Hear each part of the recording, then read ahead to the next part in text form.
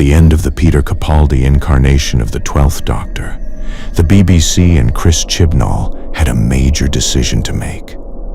How to relaunch and re-energize the failing Doctor Who brand. Audiences were dwindling. The program was getting bogged down in canon and its own mythology.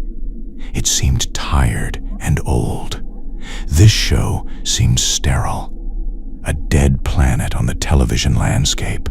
After seeing how the BBC and Chibnall tried to reboot the show with a female doctor and a fugitive doctor, audiences seemed to have made their opinions clear on whether this was a good idea or not. But our media television producer source gives his insight on the concept behind the female doctor and the chance to resurrect a flatlining television show. Have we been too harsh? Could it have worked? The sense-sphere debate starts now.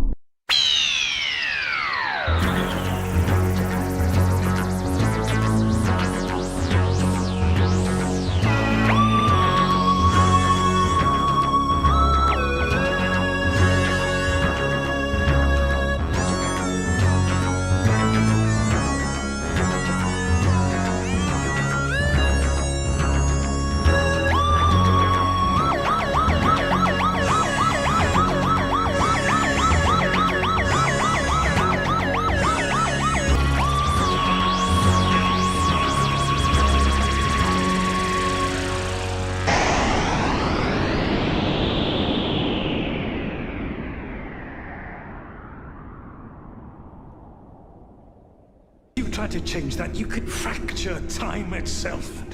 Are you really going to take that risk? Good luck. You too, sir.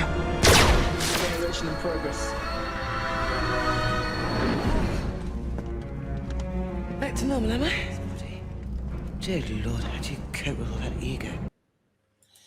Yes, hello everybody. That's where it all started. The experimentation, the final application of a long-believed joke when Tom Baker left the part, that the Doctor could finally be a woman. The Sidney Newman reference is often hauled up too, after the originator of Doctor Who in 1963 mooted the idea of a female Doctor. I think it was in the 80s, wasn't it? Now, was it a mistaken execution? Was it worth a try?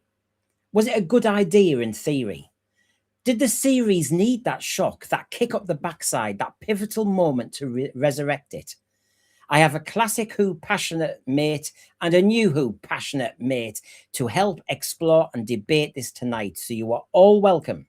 Remember, this was all because I talked to my experienced TV producer source at the weekend, he who is a passionate Doctor Who fan himself, and he offered some new insights for me on this whole experiment. Because I don't think there's any Doctor Who fan in this country or in this world who is sitting on the fence about this topic. But it was a new insight that I thought was worth sharing with everybody. So I think it's important that we do. So I didn't say Sontaran experiment, of course. And I know that the Who pets are always blooming listening, because I said it was an experiment, not a Sontaran experiment. Oh, no.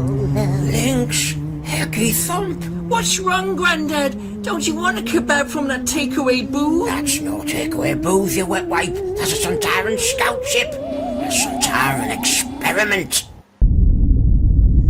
Typical sense sphere. Oh, and they're going to be on. Watch out, please. And by the way, Mafanri Stroker, the Celestial Siren, the Time Lord, sorry, the Time Vortex Vamp is on the prowl tonight. So be on your guard, everybody, because she's hormonal. All right. So, by the way, this reboot that we're discussing, hard, soft reboot argument, just will not go away, will it? And it's partly because everyone is throwing their tupping worth in, but equally because Doctor Who is at what could be viewed a pivotal, seminal moment in its survival or its longevity. Do we play safe or continue linear? Or do we think more radically? So it is in this context that we enter the debate tonight. Along the way, super chats are available. Garbage from Garbage Who AI is on hand to moderate. And give us a like and subscribe and comments along the way, and much fun will be had. And to do that, I need my wingmen, classic, and new Who, so that we've covered all angles. So we'll go all the way to Texas. Hello, hello. Howdy, howdy. Good to be here. And we'll go into the UK. And hi, Adam. Hey guys, thanks for having me on. So we've got new Who, classic Who, and the whole topic covered tonight. This is how it's going to be. Stephen Moffat obviously threw his tupping with in the other day. A hard reboot is a nightmare option. That's what got my TV producer talking, you see, because suddenly he said, I disagree with Stephen Moffat. I mean, Adam, first time I've had a chance to ask you. Before we did this show today and before you thought about it, did you think a hard reboot was a bad idea in this moment? I've never particularly seen a need for a hard reboot in Doctor Who, whether or not it's been the, a female Doctor or Ncuti Gatwa. Doctor Who, for me, has always been sort of a continually evolving show anyway. So the need to sort of hard reboot it doesn't make much sense for me unless there, happens to... I think the difference is, even within the 30-year gap between old and new Who, even when I was watching it, that didn't even feel to me necessarily like a hard reboot, because it felt like the show was continuing, hark back to some older episodes and brought fans sort of new and old along with it, in my sense. I think one of the benefits of the kind of show Doctor Who is that it never really needs to be rebooted, in my opinion, anyway. Christian, what are your thoughts? Just before, as we set our stall out, where do you stand on this? I think a reboot is beneficial if you have chapters involved that are so canonically questionable that there's no effective way of kind of doing an end run around them. Have you written yourself into a corner? It's a little bit like the Bobby Ewing death in Dallas, and then they bring him back by having him appear in the shower, and they omit an entire year of the show. They only did that because removing the character turned out to have been bad for the program and bad for the actor. So the same thing applies here.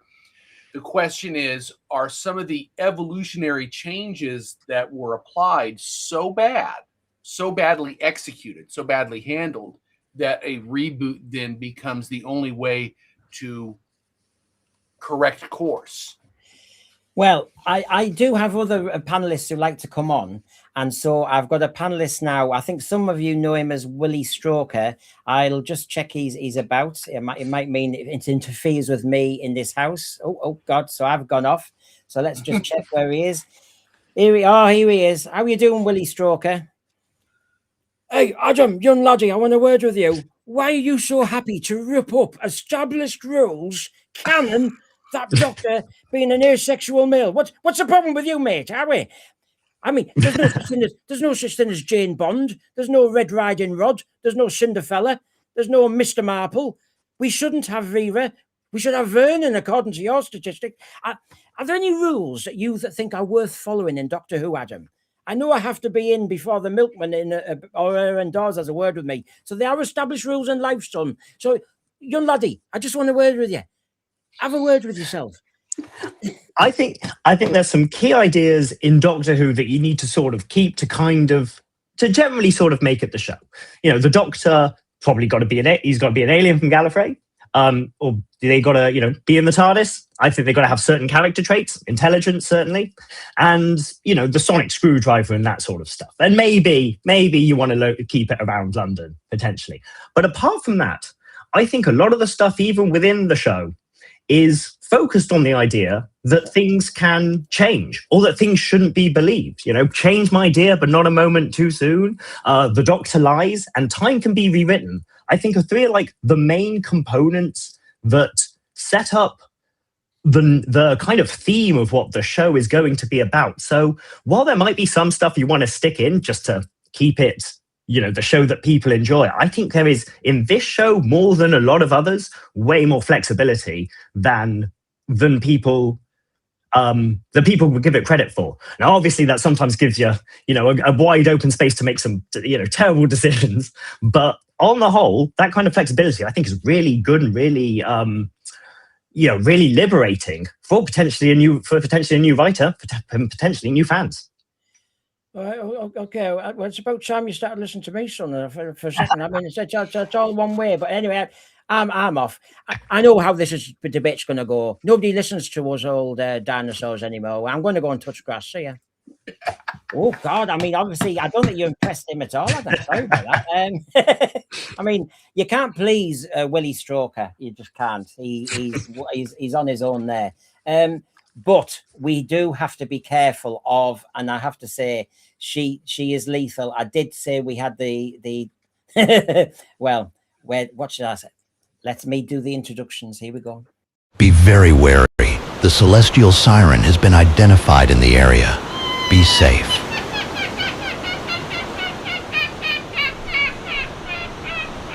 She eats men alive.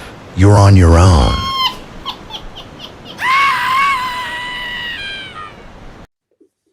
Oh God!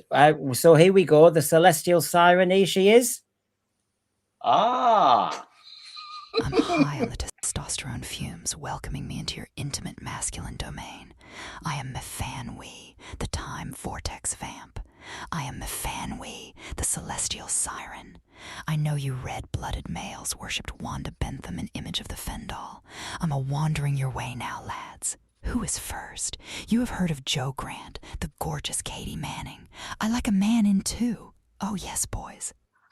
Oh, do you know what? She's out of control. Sorry, Adam. It's just shocking how this happens.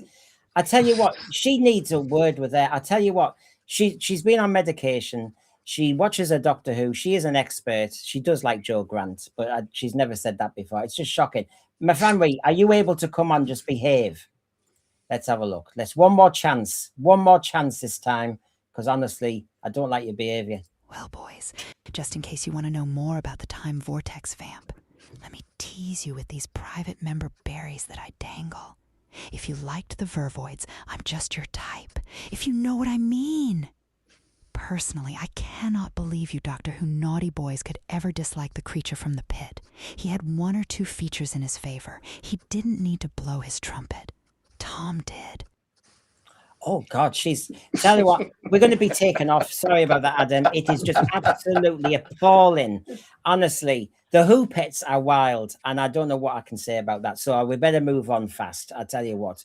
Now, there's a big debate, Adam and Christian, and this is why we need to talk about the Fugitive Doctor 2 in relation to the reboot, which is, who is the current Doctor? I was looking at a few opinion polls today in our X World, etc. And as you can see there, Joe Martin is seen just fractionally as the current Doctor. Sylvester McCoy appeared in the Commonwealth Games opening ceremony.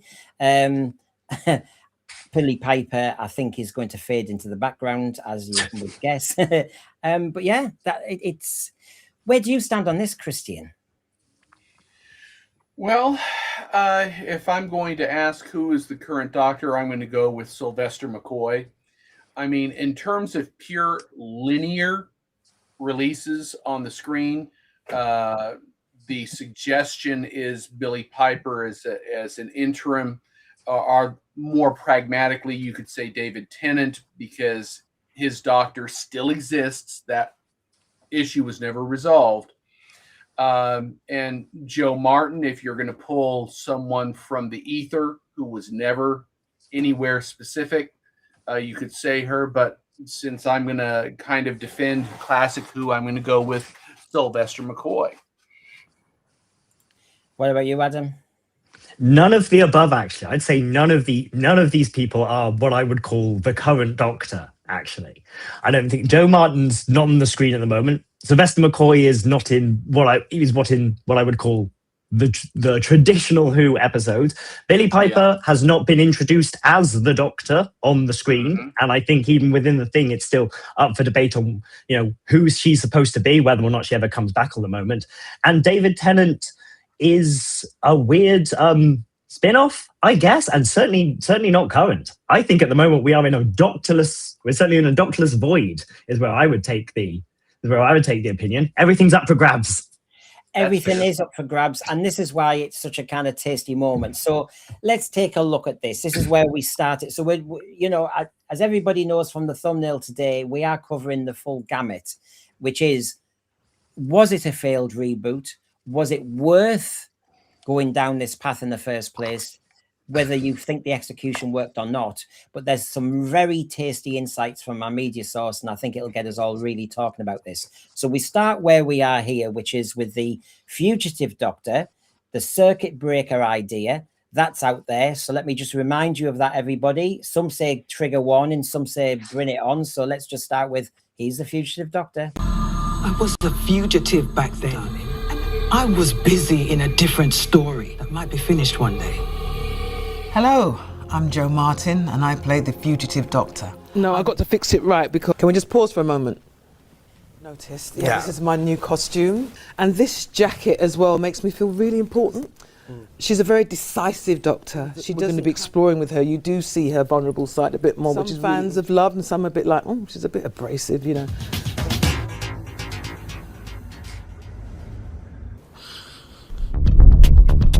She's an unstoppable force of nature. She'll get her hands dirty.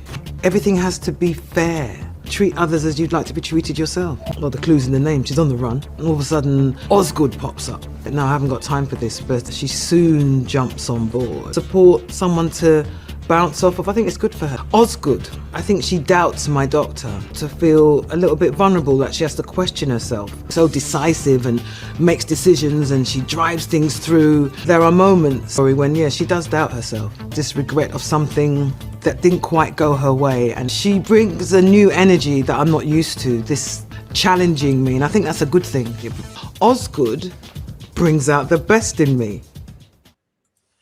Well, Osgood might do that. I'm in the middle of the Zygon invasion at the moment, so I know all about Osgood. Thread, don't worry, I'll be bringing you on in a momento, but I do need to ask the question because my source knows the answer. Christian, as the source said, I do know which one she is because I've been told. So I do know. I know exactly which doctor she is. Now, what is your betting? Because I'm going to ask Adam, I'm going to ask the thread now because he knows. Go on. I would have to say, based on linear time frames, since we never got a break anywhere except between Troughton and Pertwee, that she would slot into that particular location. I have a hard time conceiving her as a pre-Hartnell doctor at this point, but that's just my take. Okay, Adam, what is your understanding?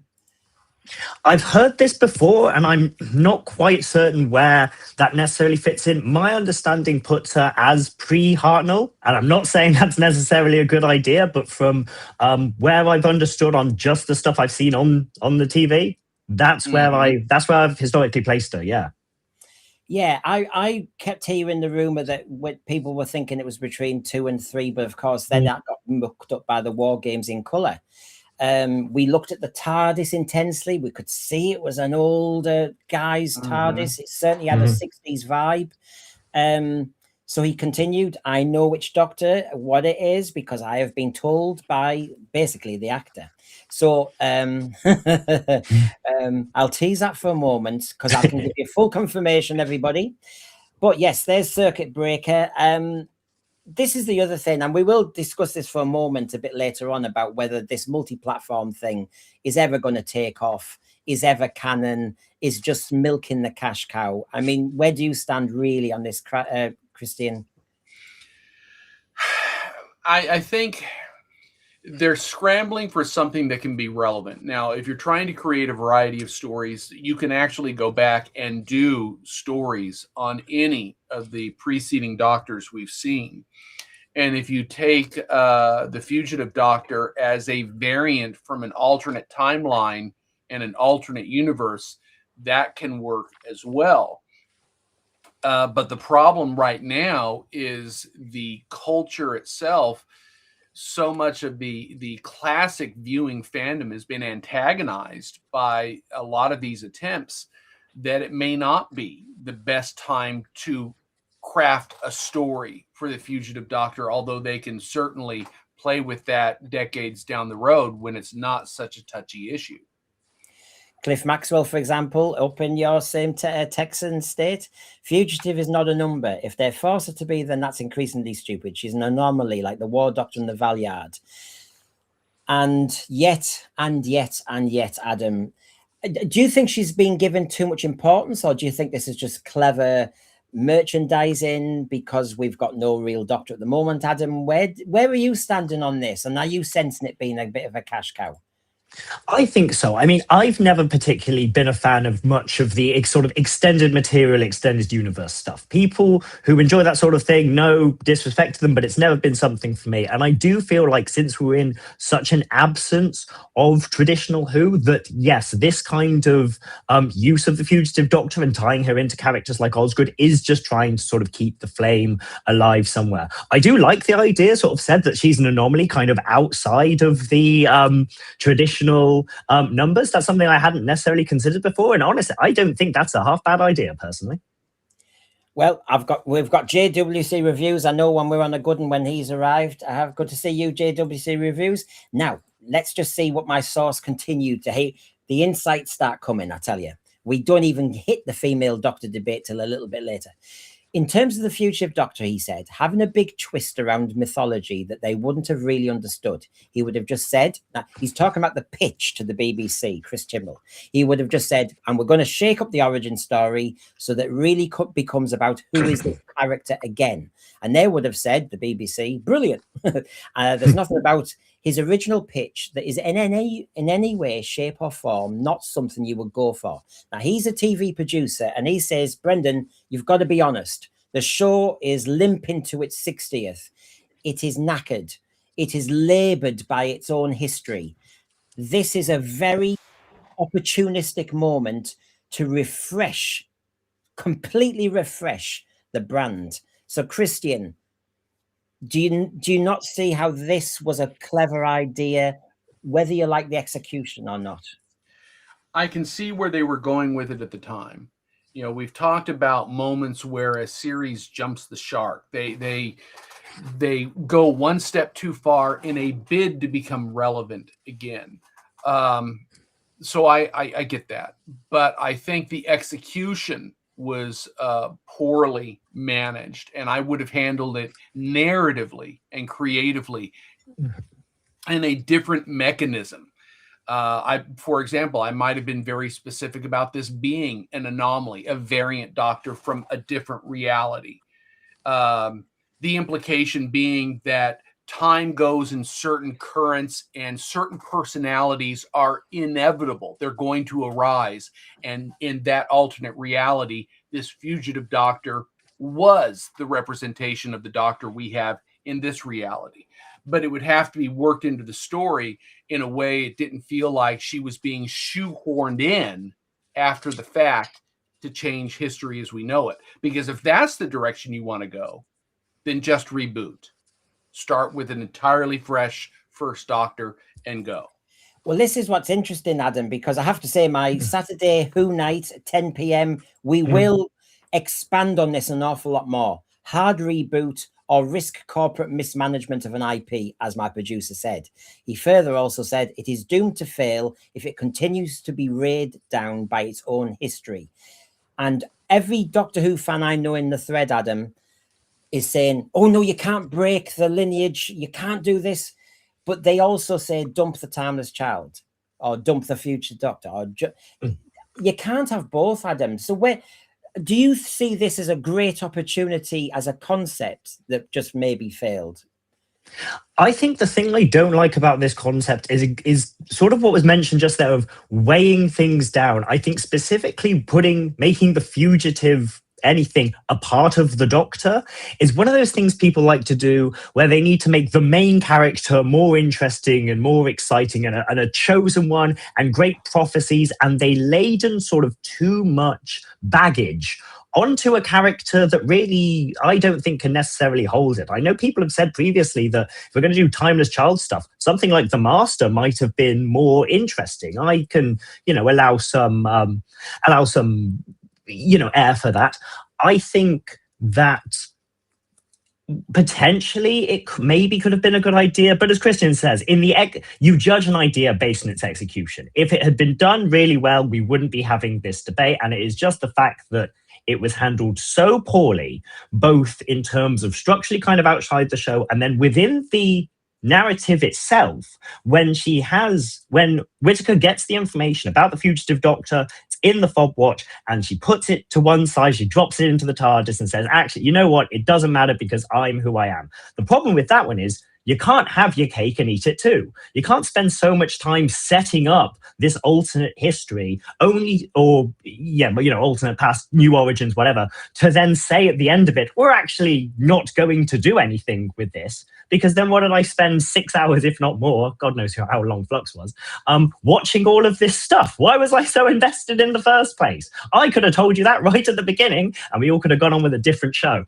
I mean, I am willing to give credit that the producer, Chris Chibnall, saw there was a moment that Doctor Who needed to properly refresh, and it couldn't refresh just by changing the Doctor. It just in the normal way. It couldn't just do that. It needed to do something much more fundamental, because it wasn't whether it was a female Doctor or a male Doctor next. What he did is he really started to play with origin. Now, I really don't like what happened to Timeless Children, partly because it was too much exposition rushed, and I don't think it was told as a story. And it is called Doctor Who. And I think if you start to put all the answers in the Who, what's the point? But that's just my opinion. But I have to say, maybe he recognized something, Christian and Adam, that really did need to be done with Doctor Who. We couldn't just have another Doctor. We couldn't just plod on. We needed to do something different. Well, if we did something radically different, and we're going all the way back to the Capaldi era coming to a close, I might have been tempted to bring in another Romana type character. I might have engineered the next seasonal arc to deal with Gallifrey itself. We'd gone to all the trouble to save Gallifrey. It's now in a pocket universe. So the subsequent Doctor finally locates Gallifrey, but lo and behold, has to become involved in some kind of narrative to protect it or deal with it, or deal with a representative from Gallifrey. And that gives a different dynamic other than just a conventional companion from modern day London sitting on board the TARDIS. That might have been a direction to go in. But the direction they chose to try and make the shift turned out to be counterproductive if we look at it after the fact. Yeah, and I can see, you can see, Adam, the thread are in one direction mostly. Kamikaze Guy is an example. The Timeless Child and Fugitive Doctor are incomplete storylines. So you need a story that gives them a context and puts them out of the way if they decide to deal with those aspects. It's one of those things, we're all saying, do you just move on with the next Doctor? Is this another opportunity for a hard reboot? Or do we just limp on? I have to say, I will give credit to Chris Chibnall, Adam, that he saw an opportunity. It's just, it wasn't really contextualized, as Kamikaze Guy's saying here. It wasn't sold to the public. I think they were trying to do too many things at once. I mean, Adam, I would personally say, you're going to have a female Doctor for the first time. That's substantial. That's massive. You need to nail that. To then have a another female Doctor who might be, and I will mention where she fits in the lineage in a minute, is maybe just too much at once. And then the other problem was, Adam, that the Fugitive Doctor seemed to be a much doctorish figure than the Jodie Doctor. I think I agree with this. I actually think it was too much weight and almost too much to throw in, too complex to allow it really to balance out. And much as we saw with RTD's Doctor, I don't like when one Doctor almost feels like they're trying to one up or outshine one of the others. This is not to say that, either actor or either actresses were bad at that. Fantastic jobs. I rewatched a bit of the act. I think they both do certainly a fine job. But yeah, I think so. I think having this opportunity to sort of present a female Doctor and go along with that, in some ways, you kind of know the reactions that you're going to get with it, and I think that gives you a greater sort of sense of responsibility to really try and nail that thing.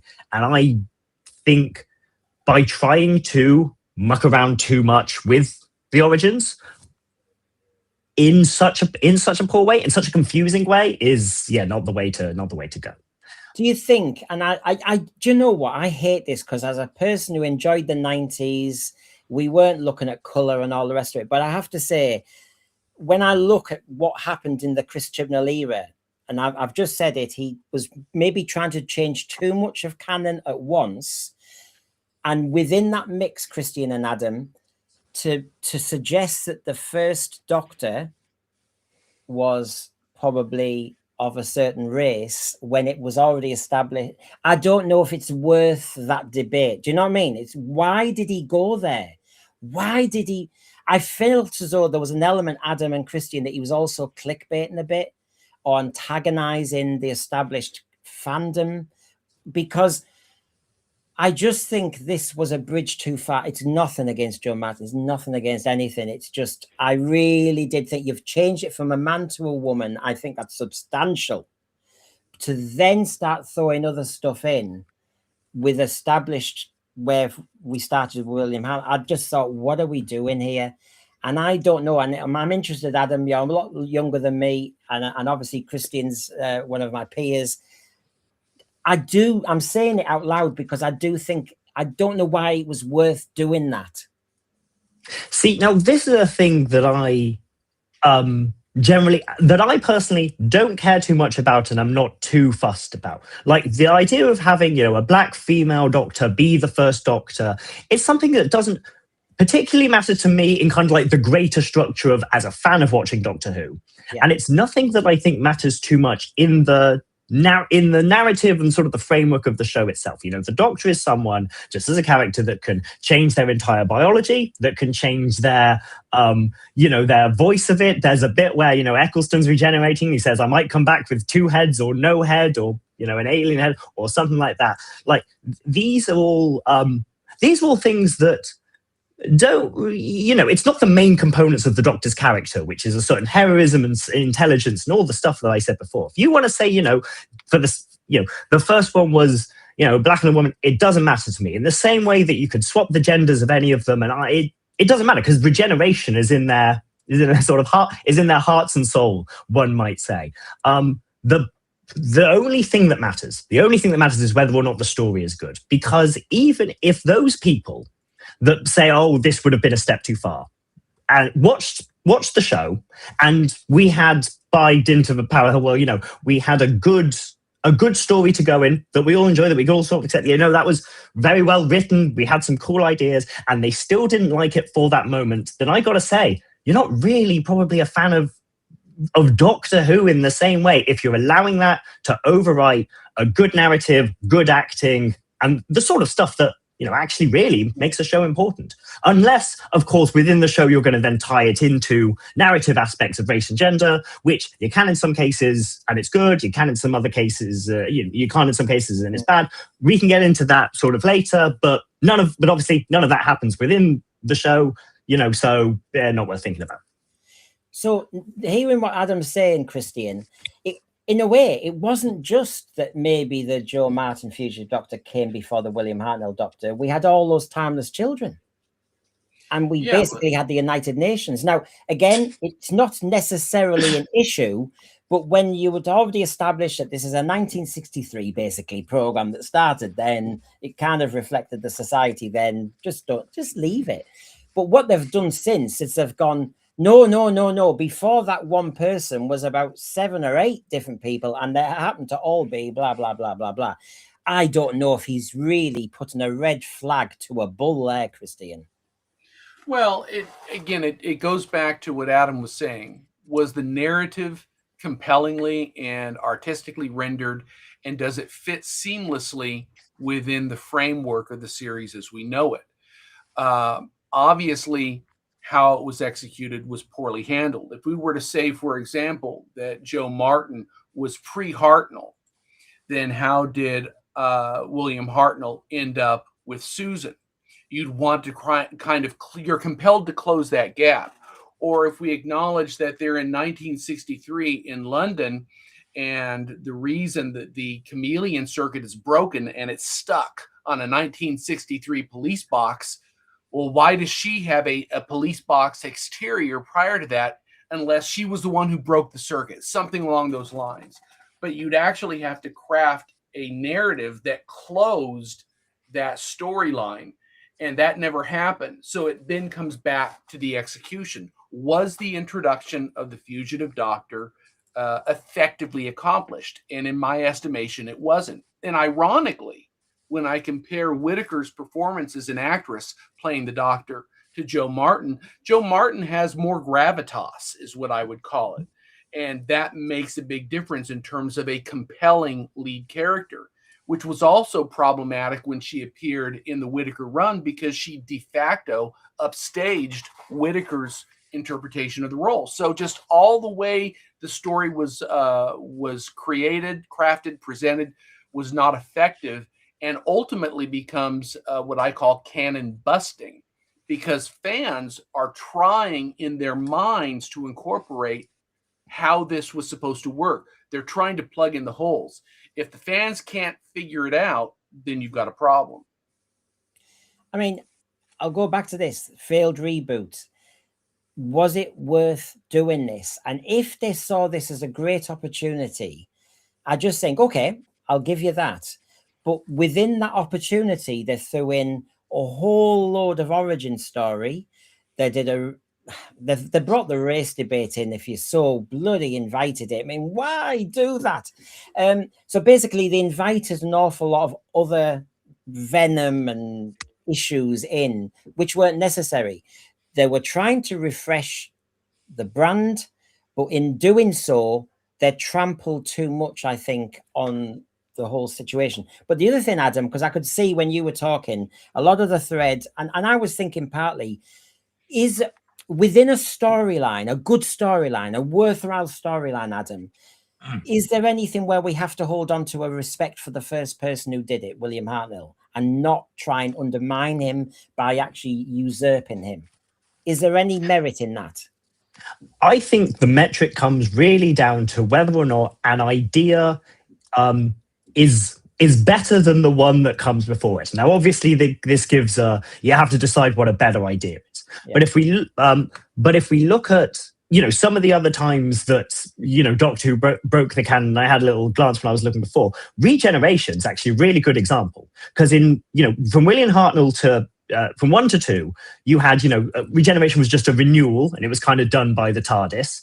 And then from 2 to 3, it was just kind of a change in the appearance. And then in 3 to 4, I think is the first time that Regeneration actually gets mentioned, although I'm sure people will be able to come up with the exact date and time for that, where I can't. But it became a thing that all the Time Lords can do. And the reason that no one would have thought, if we introduced this now, no one would say, oh, well, it's disrespectful to the ideas that came beforehand, is because this idea is more interesting, more fun, and it builds on what has necessarily come before. If a new origin had been more interesting than some of the stuff that Hartnell had done, then I think a lot of fans would have said, like, you know what, I can see why they're doing this. I'm excited for it. It's a new narrative. And, while it means I have to update some of the charts and graphs that I have in my house about where everyone fits into the timeline, you know what I probably enjoy more than charts and graphs? Watching really good episodes of Doctor Who. And that allowance for sort of better ideas, that flexibility for change and to process on, I think is, what really makes the show good, and have that ability to introduce new ideas. And hopefully for the most time, they're good. Yeah. I mean, I'm 2 English teachers on the panel here. I mean, we want a great idea. It's just Christian. It's called Doctor Who. And if you tamper with the Who too much, do you burn the whole IP down? Yes. And the reason I say that is something that's a deal breaker, something that I consider canon busting. We've seen what's happened to Star Trek. We've seen what's happened to Star Wars and many of the other science fiction related IPs in the popular marketplace. And generally speaking, the problems occur when there is a radical shift that the fans, the viewing public, are not prepared to incorporate into the paradigm. They're going to say, sorry, no, I reject that. I'm tied to this original version of the show. Now, I like what Adam said. Sometimes a change is applied, and because it's better, it supplants what came before. A lot of people don't realize that initially Superman wasn't supposed to be able to fly. But somewhere along the line, 10 years in, they realized, hey, we can do more if the character can actually fly. Let's go ahead and not say he's leaping tall buildings at a single bound, but that he actually has flying capacity. And now, decades on, that's a cardinal part of the character. Well, the same thing is true of regeneration. But the window of time in which specific canonical rules can be set comparatively is narrow. Doctor Who has been around for over 60 years, but the window of time in which they applied a lot of these rules kind of wrapped up in the mid-70s. By the time we got to see the culture of the Time Lords in play during the Baker era, you pretty much had it set. You know how the society operates. You know how regeneration operates. We know what the rules are. We know about the 12 regeneration limit happen to be, and so on. So this comes, though, back to what Brendan was saying. Are you now saddled with too much canon? And the answer is no. What you've done is you've crafted rules to follow, but that doesn't mean you can't craft new stories. You just have to make sure in the future that a particular story you have doesn't undo something that was done previously. So if the Doctor encountered Winston Churchill and had Adventure X, whatever that adventure was, and then 100 years from now, they decide to do another Doctor Who story and he visits Winston Churchill and it's an entirely different story. Now you've got history you're playing with that's more complicated. But provided you don't break those rules, you can make new stories. Well, Tony Farrell, who I will get on soon, we've been talking. He's got his own documentary on the TARDIS. He says, Christian, in episode 2 of the series, Hartnell explicitly asks, why hasn't the TARDIS changed? This shows that the TARDIS has got stuck as a police box immediately after leaving Totter's Lane. So, you know, this is the magic of Doctor Who fans, because you are not going to be able to budge off the subject. Now, take your pick on circuit break, everybody. Is it just filling lots of refuse on one side? Have to say, I didn't buy the Doctor Who magazine this month. It was all circuit break. And I thought, no, I don't do it. I don't do it. I just don't do it. There you go. You can see it's full of lots of material. Gosh, they're really milking this cow. You can see audio, games, books, magazines, websites, DVD, comic, and yet, I think, Adam, are we building such, I don't know, a house of cards on a very flimsy foundation? I don't really even feel as though the Fugitive Doctor's even properly had a story. Never mind, she needs all this. I mean, I just think, I just don't know why we're doing this. And I always think in the end, are we trying to make something more of a character who is very inconsequential? Well, this is the thing. I mean, if we're talking about inconsequential, and please no one hang me for this if you disagree, but all of the extended universe stuff, all of the books and the prose, ultimately, when it comes down to what is the main, if we're going to use the canon of the show, happens only in the TV show. Most Doctor Who fans are not actually consuming this stuff. None of this stuff matters in terms of the main narrative. So yeah, I'm sure there's actually a load of good stuff out there. I've dabbled in 1 or 2 comics, and you know they're certainly fine. But it's what happens on what happens in the show on the TV that matters, and depending on how much you want to take it seriously, one movie. The thing I would also say as well, because while I really respect the idea, you know, you've got established rules set up, and there's a lot of things that people, you know, understand and enjoy. And God knows all sort of narratives are made better by having a certain set of rules that you should follow, because that's how you do world building. In this specific show, I will, you know, the clue is on the tin. It's a time travel show. You can go back and you can fiddle with anything. There is infinite potential to rewrite to have time be rewritten, to change it all, to be able to move that. Now, that's like a great power comes great responsibility kind of thing. God knows it. But I think that's why it's worth thinking about this slightly differently to, you know, Kristen, your excellent example of like Superman, who also can do time travel. Actually, what are we talking about? But you know what I mean? Like in this one, it's key to the heart of the concept. Is that we can change things if we want to, and sometimes they'll go well, and even within the show, sometimes they'll go well, and sometimes you get the Time Lord Superior and it doesn't. And that's what is that's what makes thinking about this different from thinking about it as it might be done in other shows. Well, this is it.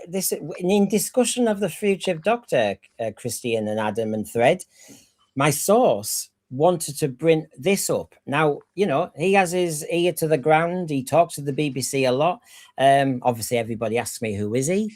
Who is the source? I try my best to keep him cloaked in his cloaking device there.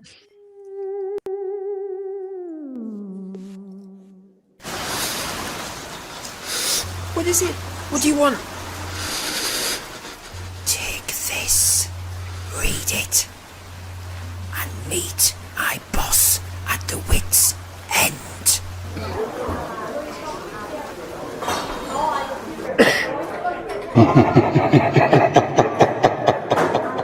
You must seek and locate and destroy the source. He is causing an imbalance in the media. He's giving too much away. He must be found. Must, you hear? It must be secured at once. I have sent many agents to seek and locate the source to the far corners of the globe. Looking, searching. They were the top Who-Pet agents. None of them secured the source. And many agents have failed. And failure I do not tolerate. Failure means you are tortured, microwaved, atomized, spun, drawn, and ironed. I do not countenance failure. Relinquish the source and die! You still do not know me. Soon you will know me. Soon. So, Sophie, it's just a question that everybody's asking. Are you the source? HP or tomato? Good question. Oh, she loved doing that. Sophie said, "What's this sauce? What's this sauce?" I said, anyway, and she thought I could see her little brain working away, and she was going to do the ketchup joke. Trouble is, every week the Thread do the ketchup joke, don't they? So anyway, the source said this. So he was trying to explain why the Fugitive Doctor was a good concept as a TV producer, you know, freshening it up, and then the female Doctor later. And he said, you'd go for that if I was the BBC, because remember, at the time, they really wanted something different than had gone before, because that Moffat era had gone on for too long. It was too dark. Capaldi was amazing for connoisseurs, but it didn't appeal to the wider general public because it was too dark and the tone wasn't really capturing the public's imagination for many reasons. The main reason was that Stephen Moffat was too busy with Sherlock. So you are where you are. Christian, one thing is diagnosing the problem and then it's coming with the right medication. Was this the right medication for the right diagnosis? Unfortunately, it wasn't. Had I been on a writing team at the time, I would have probably come up with something a little bit different in order to move the show forward. You see, I don't necessarily believe that the Capaldi era was too dark. I think there were a couple of things that became problematic. One, and some will disagree, was that Clara was seen to upstage the Doctor. I thought the character had a lot of potential, but I could see where it started to put off some people. They weren't happy with the dynamic. They weren't happy with that companion. But another part of the problem was the subtle inclusion of identity politics narratives in the subtext of a number of the stories. So that was putting people off. It doesn't help when you have extended breaks. There were just a number of misfires. It does come back to, though, the fact that Moffat was doing Sherlock, so his attentions were divided, and the kind of minute attention that he really needed to apply to it was taken away. And so some of the edge was lost. So what happened? They started to see a decline. Now, I've heard some people say as well that Capaldi was too old for the role, since people had grown accustomed to Tennant and Smith playing a younger version of the Doctor. that may have a point. I love Capaldi. I think he was appropriate in the role, but if you're trying to attract a broader audience, maybe that was a factor.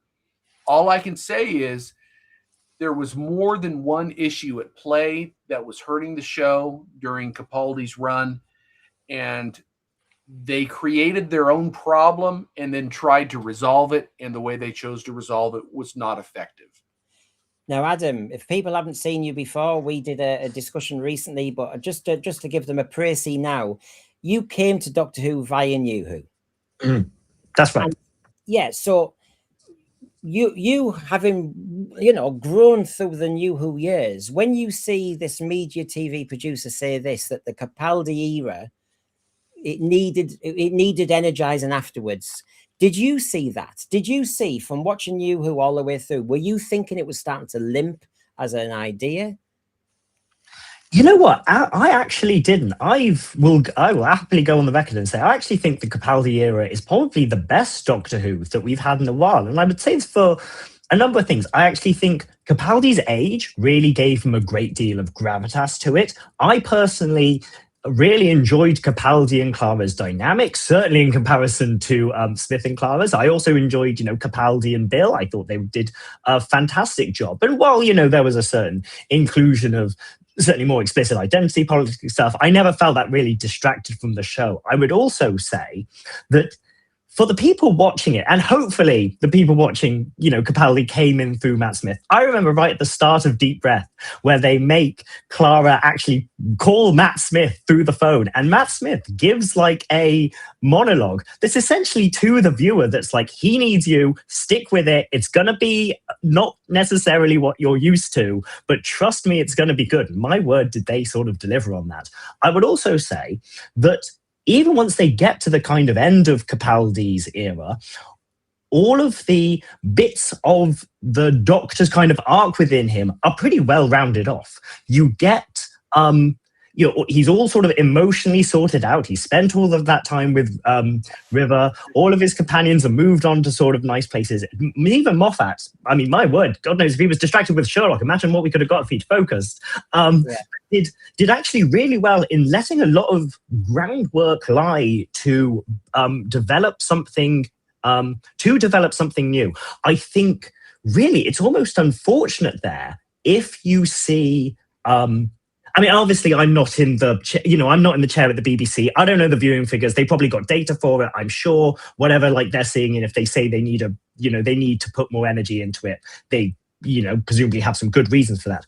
I think it's unfortunate then that in sort of regenerating to a female Doctor, a sort of concept that would benefit from being an extension, from people saying, you know what, sure, it's it's certainly a bit of a change, but really it's the same old thing you liked before, and we're going on with it. It's the same old weird, asexual, intelligent, time-traveling Doctor. That actually benefits from continuing to be what we've had before. It's almost weird hearing this, that there's this convergence, this sort of oxymoron of ideas that we need something new and refreshing, while in the narrative would do really well with just sticking with what we know and what we love. Yeah, I have to say, they had the right Doctor, I thought, personally speaking. Capaldi was great. I thought the stories didn't quite overall deliver for Capaldi, just like the stories didn't deliver for Jodie, just like the stories didn't deliver for Ncuti. There's a pattern here, Christine. There's a pattern here. Let's not go that far in quality. I will come at you for that, but no, continue. Let's not throw the baby out with the bathwater here. What are you talking about? That's knocked it out the park. I thought Capaldi was, it's a bit like when you see Tom Baker with a script and you're going, Tom Baker in those early years is selling a lame script, and he hated those scripts, didn't he? He would slag them off, but he was really pushing it. Him, Liz Sladen and Ian Marter. And I think the same for Capaldi. Capaldi was above the scripts, and I overall, Stephen Moffat, clever man, blah blah blah, but we went a bit timey-wimey. We went a bit magic hocus pocus. The Christmas specials, I kept wondering, what the hell? Mr. Mysterio, he was cosplay. What the hell was going on? Fantastic pastiche. What are you on about?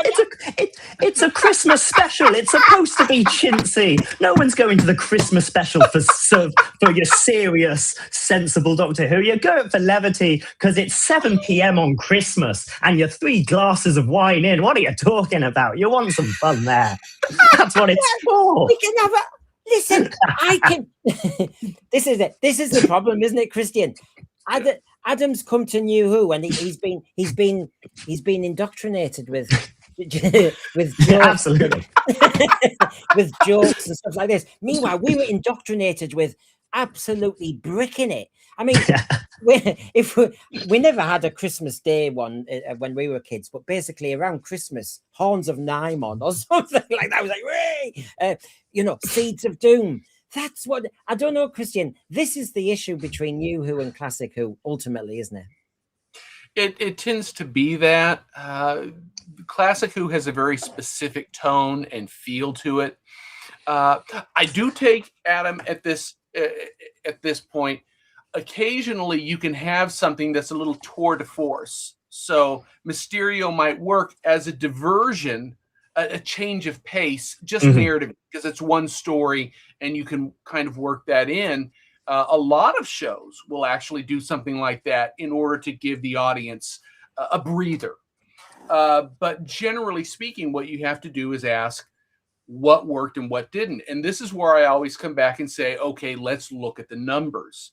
So Capaldi's run started to see that decline.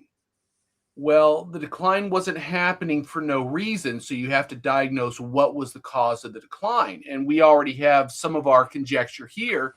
In my mind, one of the elements was the inclusion of elements of identity politics. They're small bits. It wasn't enough to chase everyone away, but they were sources. It's like sandpaper, gravel in your shoe. It was an irritant, and some people that couldn't handle it kind of migrated on to other things. We saw what happened when they brought in Whittaker. 10 million views, and they started to drop precipitously, and it stayed on that trajectory. Something wasn't working, and then you have to come back again and diagnose it. What wasn't working? And one of the most common elements is anything related to or smacking of identity politics. The interesting thing is, and this is where I know Adam and I agree, virtually every story has potential, at least at its core. The question is, was it well executed? Space Babies. Oh my God. Yeah. But the concept of someone creating a system whereby children are being generated for a society and then they shut it off and there's a crisis and there are babies at risk. Okay, there's a lot of potential drama to play with that. How it was executed begs a few questions. This is why I said the writing hasn't delivered for the actors really lately. It really hasn't. Now, here we go. I asked everybody earlier, and this is the version that my TV producer friend was told.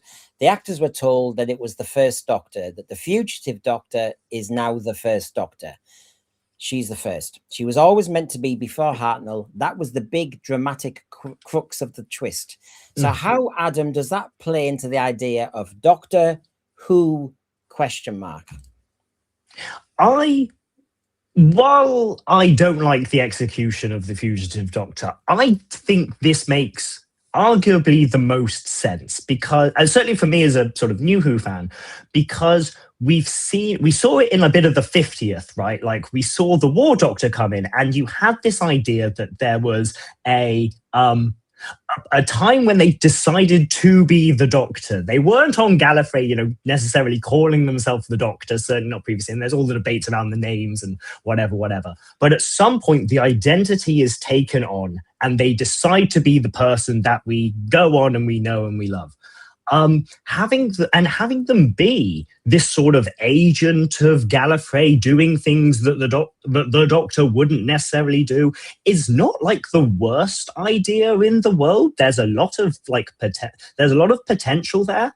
I think also, I don't think there's any necessary great what's the word, ceremony that needs to be placed on like Hartnell being the first Doctor, because God knows when he was the first Doctor, they hadn't come up with anything. They didn't know they were going to do more of it in the way that they did. Having extra Doctors or extra variants come in and out, the numbers aren't enormously important. At no point has, apart from, when you're doing Matt Smith and you're making a load of 11 puns, but that's more just for, I think Stephen Moffat's own enjoyment rather than anything else.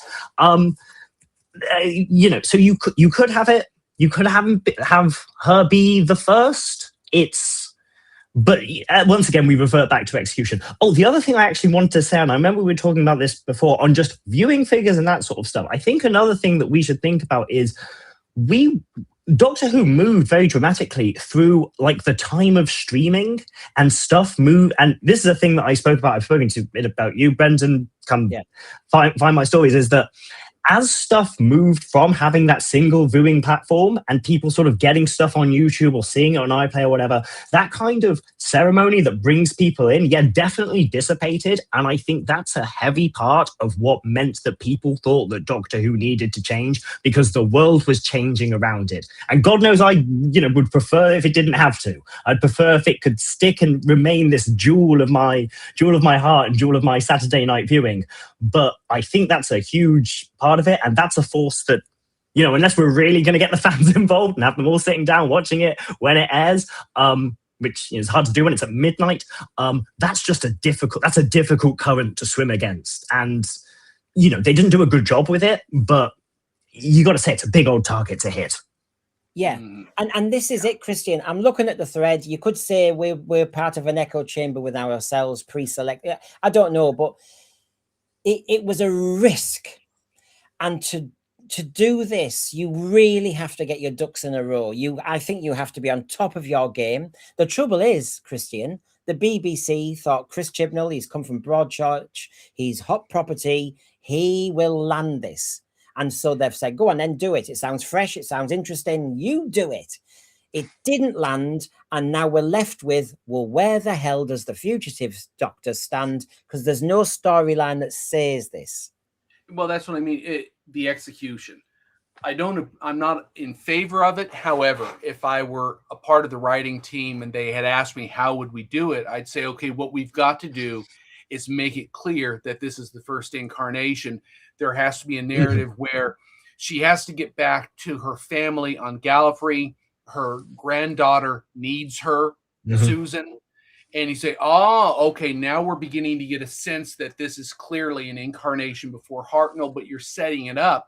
And so the story had to be well executed. It wasn't. It was dropped in, and it's a little bit like the token characters that they drop in to say, look, we've got this person in the cast of this race, this person of the cast of this orientation, this person in the cast of this gender, and you're ticking boxes.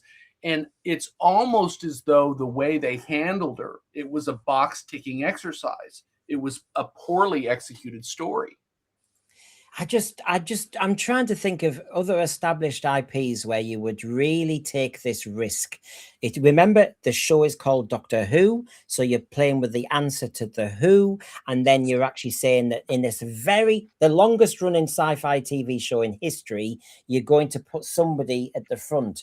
Why? God, it would have to be. I agree with Adam. It needs to be a damn good story, but it was a hell of a risk, and therefore. And so my TV producer source continued, and they just said, remember, they is the BBC. Oh yeah, no, and they said, this is the first Doctor. This is the original, right? So I was like, oh, okay. Remember, he's a closet, is my TV producer. He doesn't admit to being a Doctor Who fan, because he knows that when you say you're a Doctor Who fan in the media, everybody thinks you're weird. So he said, oh gosh, really? You were the first Doctor? And oh yeah. Brilliant, he said. Just to kind of go with it. Now, how they were going to explain that with the TARDIS and all this stuff, we never get to see. Chibnall never did it, but the idea in itself could have worked, could have been amazing if it had just been told a story about it.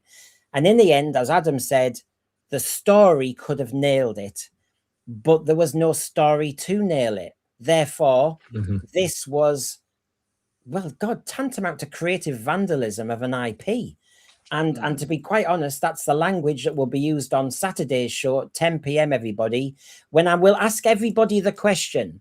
I know where you all stand on this. I'm still quibbling. Hard reboot, as my TV producer said. He said, why don't you consider it? Are you going to risk corporate mismanagement of an IP? Because the BBC don't have control of the IP anymore. Every time they put it out to tender, those writers get on with it. And if they've already seen a female doctor and you lot don't like it, you're going to get another one in the future. So why don't we just break the linear model and then say, right, you turn... Everybody's going to have to come to a decision on this one, is what he's saying. So that's going to be a really tasty debate, everyone. Please tune in on that one. So just to finish off on this, because we've got our female doctor debate to get going. On this multi-platform Fugitive Doctor, he really went to town, lads. This is a thing where the media goes, oh, God, if we can get viewers who get the magazine, who then watch the animation, well, it's okay. So they're basing it off the sales of the last one, and they're doing all... He said the logic is impaired, as the Daleks would say. My producer friend says it's a horrible money grab. They had David Tennant in it or something in part of it in the past. When you're sitting down with your company and you're thinking of pictures and stuff of something like Doctor Who, you're not sat there going, how could we tie this in on that level if this is not a thing?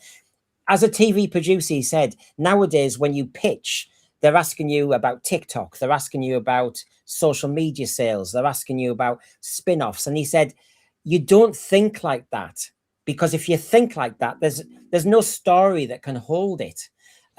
So he said, we are in a different predicament with this. And this is maybe why the Fugitive Doctor has never really landed, because maybe she was part of a pitch, which is to just make money.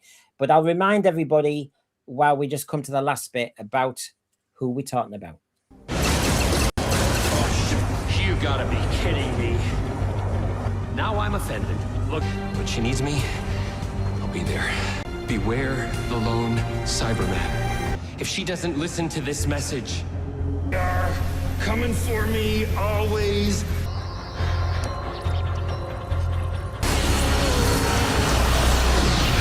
You're probably a bit confused right now.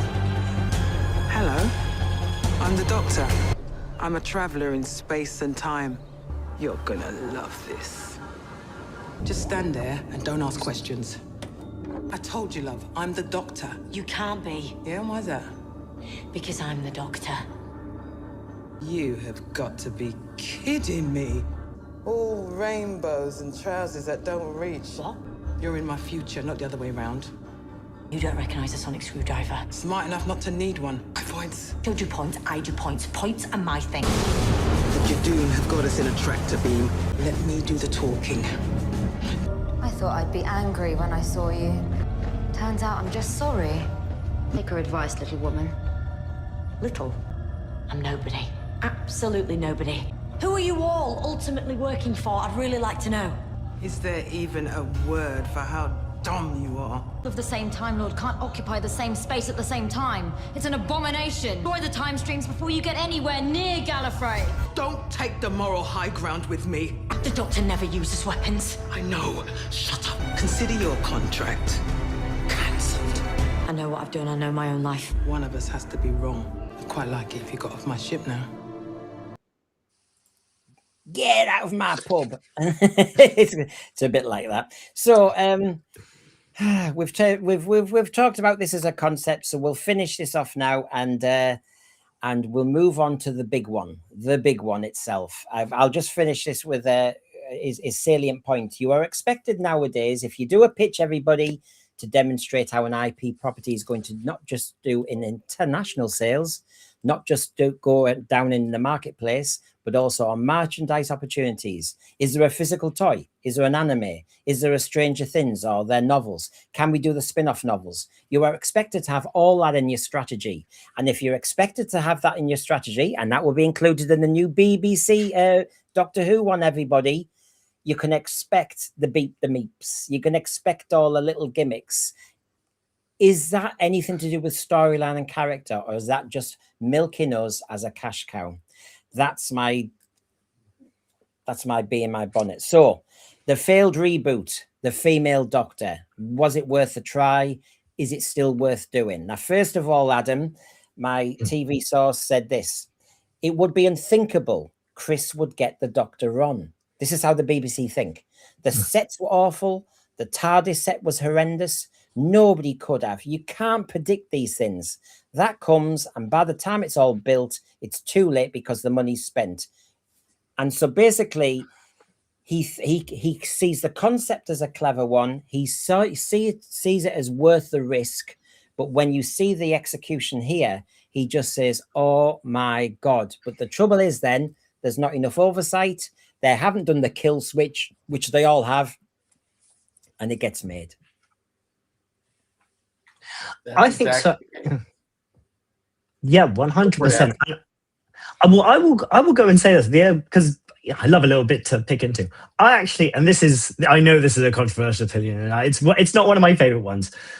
The interior, Whittaker's TARDIS, I've said this before, at least it fit a theme, right? Like, you had a weird steel mill kind of interior to the thing. She was up in Sheffield. She had a forged kind of sonic screwdriver that she made herself. I can see, at least, if I'm being very generous, a thematic element that goes through. And, if we're taking this as a reboot thing, a Doctor that's kind of built it all herself, you know what? I can see where I can see where that's coming from. It's a shame that it's so poor. And the bit that I then agree with is because, once all the money is spent and once Chris Chibnall is writing every single episode, something I don't necessarily think any showrunner should really do, no matter how good you are, then you're going to start going down a poor road, no matter how good or how bad the idea of a female Doctor is, to which my colors on the wall opinion is, I'm not too fussed. It's fine. It doesn't matter to even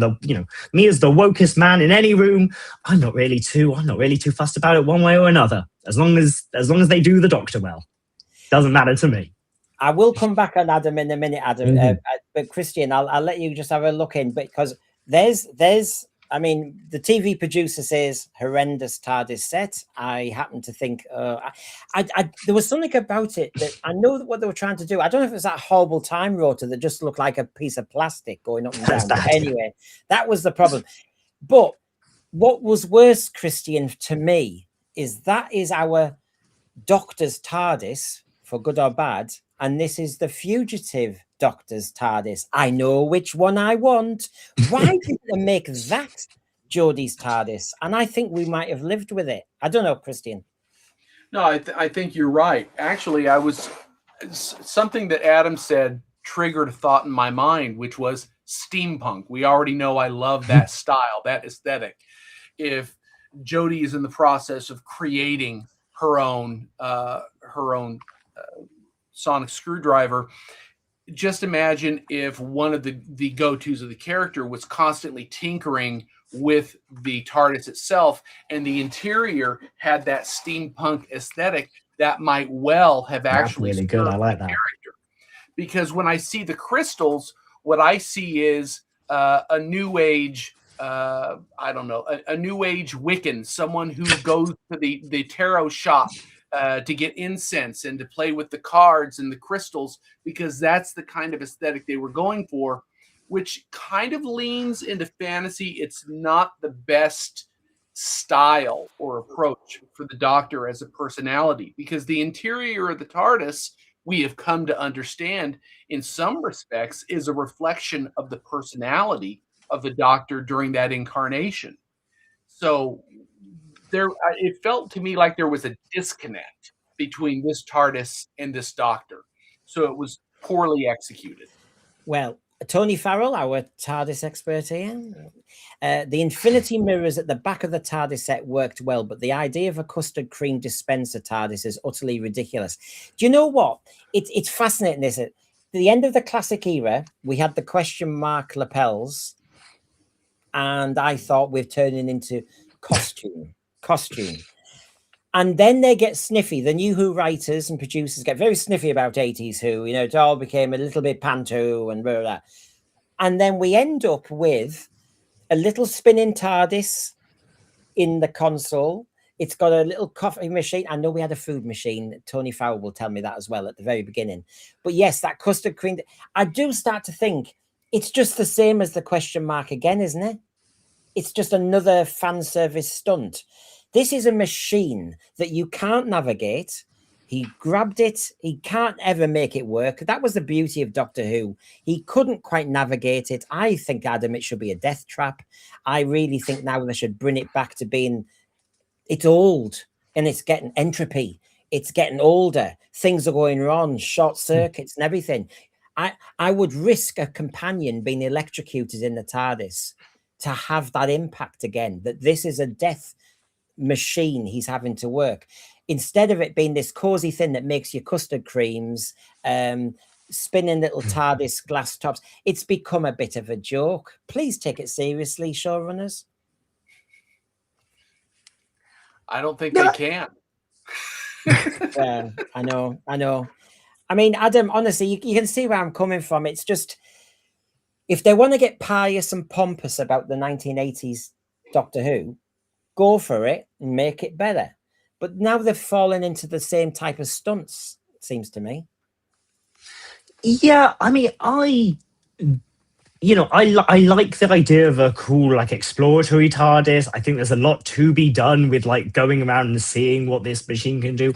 I like the idea that it can never be controlled, but I must admit, as a new, like, Who fan, I don't know if how much of all this ever comes into Old Who, but I like the idea that it was sort of in control. That bit in, I think it's in The Doctor's Wife, Mary, where it's, you never took me where I wanted to go, but I always took you where you needed to be. And I think, like, that, as you say, that kind of level of chaos, God, that level of chaos is inherent to the Doctor, themselves, right? They're there muddling through time and space, doing whatever, and fixing stuff in some cases and breaking things into the other. There is this chaotic energy that certainly does need to be maintained, because my word, does it make it more fun? Yeah, I agree. This is what I mean. I like Boomer Doug's version of what Doctor Who should be like.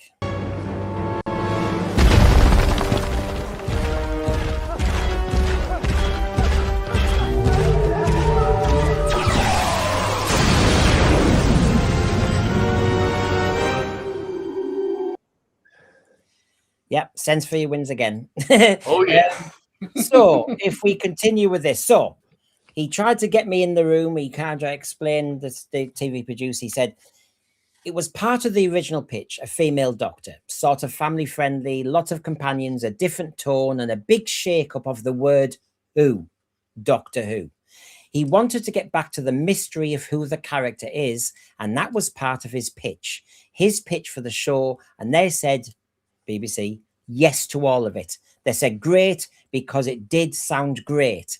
And he wants us to understand the value of the concept.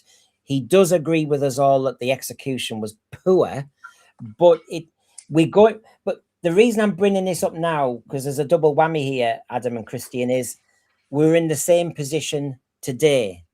Invitation to tenders going out. It's limping along. It's now had a bit more baggage of a few more years. And we need a reboot, and we need a hell of a radical overhaul. And so we're back in play, aren't we?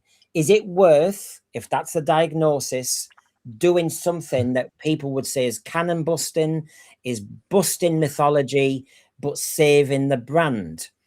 Or do you say it's a hard reboot, you start again with a different Doctor, you don't do any of the classic stories again, but it's a completely different series. That's it. You break the lineage. And this is the issue, because he said the female Doctor was almost doing that.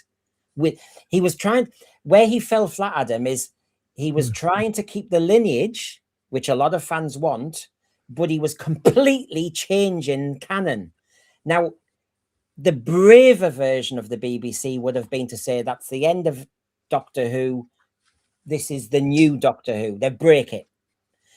That would have been the braver way. And I think fans in a funny sort of way would have been less angsty about it, because we're imbuing certain Who with some of what's happening now. I don't know. This is a really tight one. I think it possibly was a brilliant concept, but don't do it joined to the old show.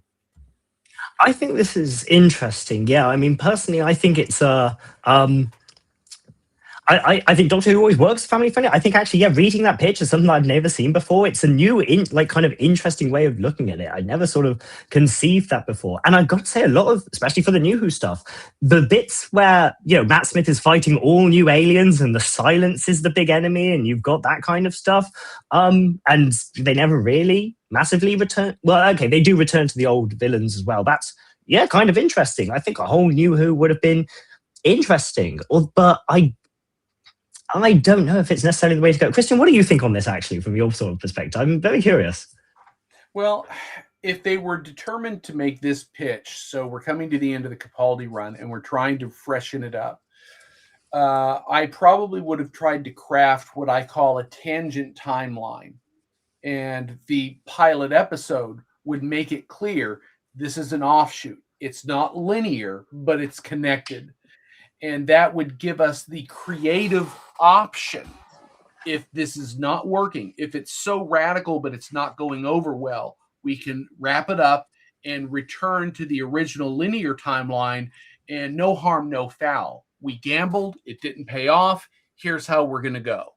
But that wasn't how they handled it. So unfortunately, the pitch as they designed it was...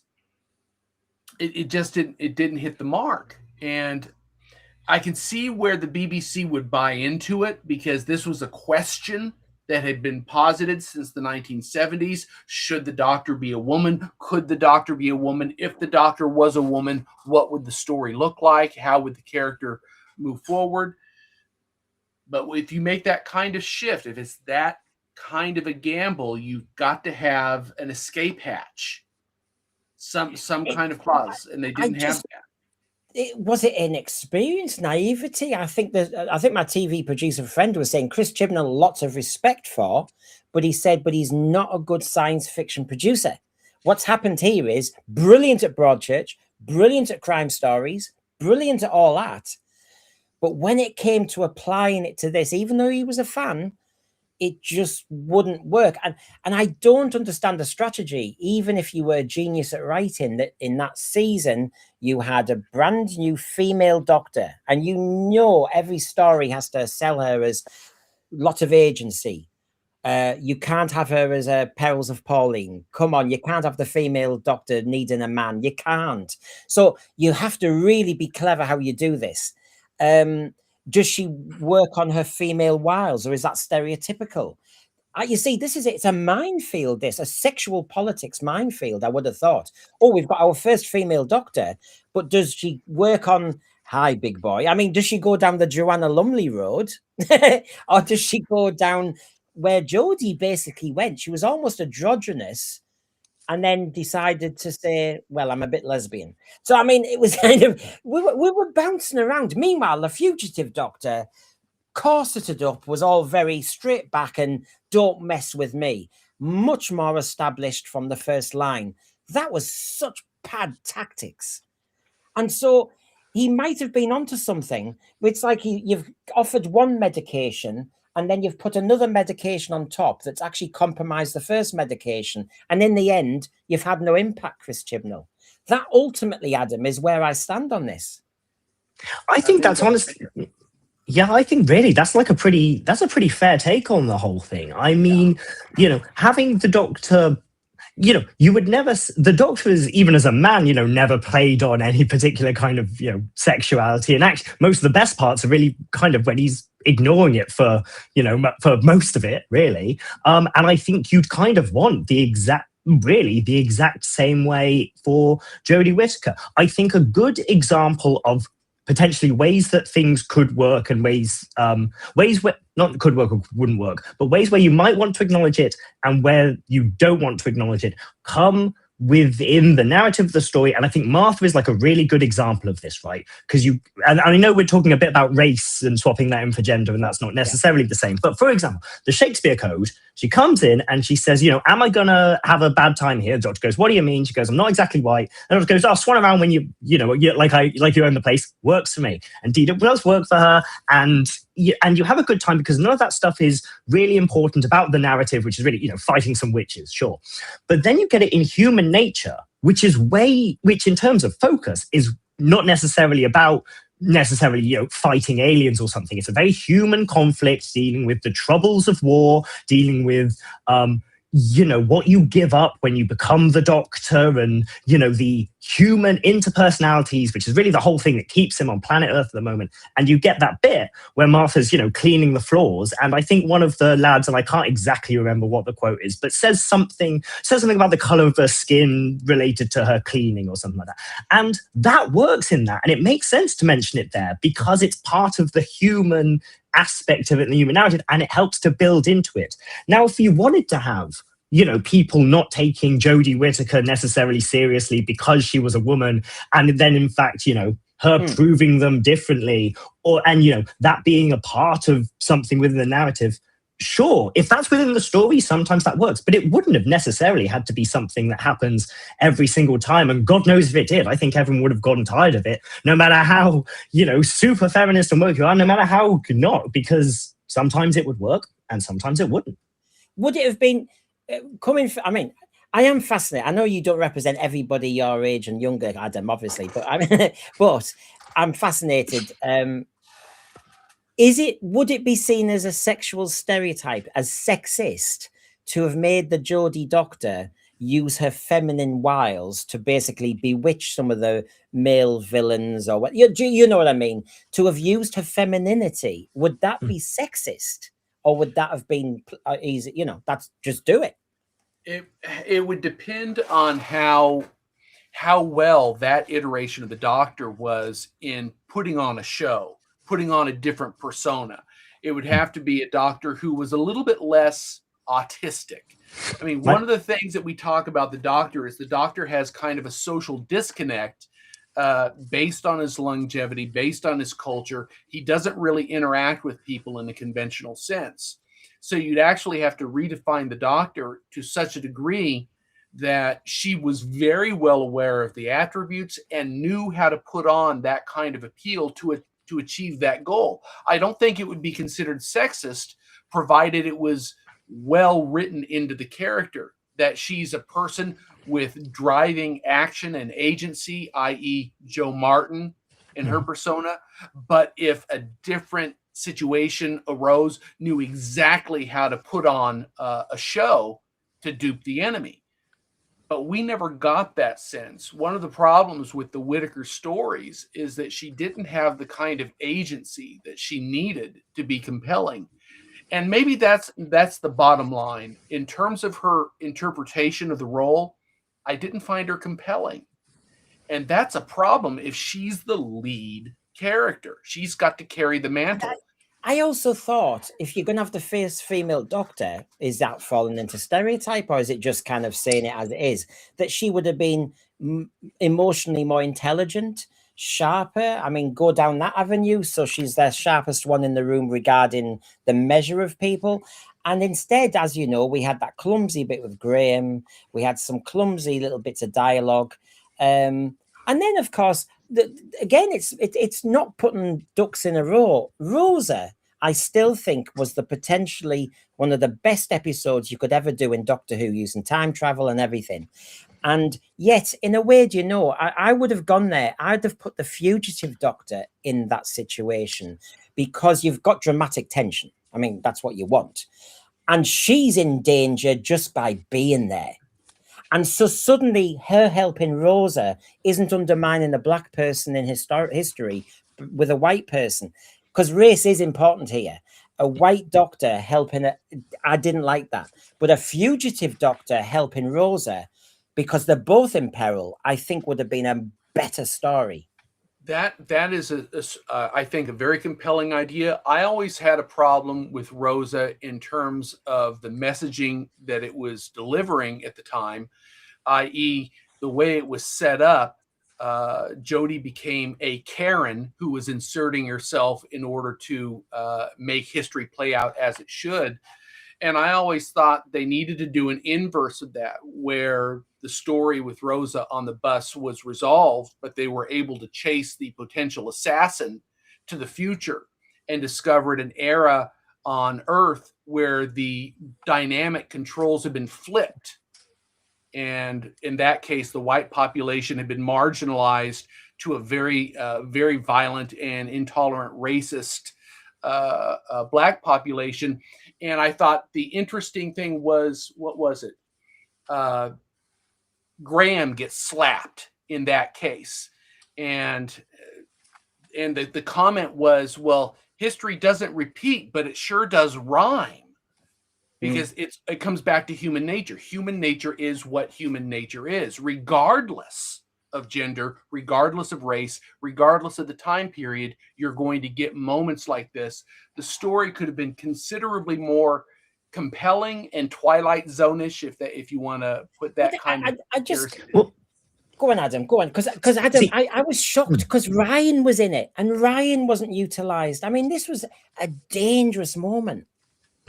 I think some of the only thing I'd necessarily disagree with on that is not that any of that is necessarily like a bad idea. It's just that it's ideas that we've kind of seen before. I mean, if I'm picking a thing off the top of my head, like a Mallory Blackman Noughts and Crosses basically has that. And I think Doctor Who has like the ability to do weird, sort of better sci-fi context, especially and the stuff with Ryan, the stuff with Graham. I mean, especially far too many companions just practically for us to really get a hold on with anyone. In terms of like what makes like a Doctor female or not and what that kind of compare, I think we would say that if anything, more of like the Tennants and of the world, a way more sort of, in fact, maybe Tennant the most, followed by maybe Smith and then the rest, like are more emotionally attuned to sort of what's going on with the companions and other humans, whether or not you like that or not. And we wouldn't say, you know, necessarily that Tennant's a particularly feminine energy necessarily. I think if, you know, we've got a few previous sort of incarnations of women in Doctor Who. We've got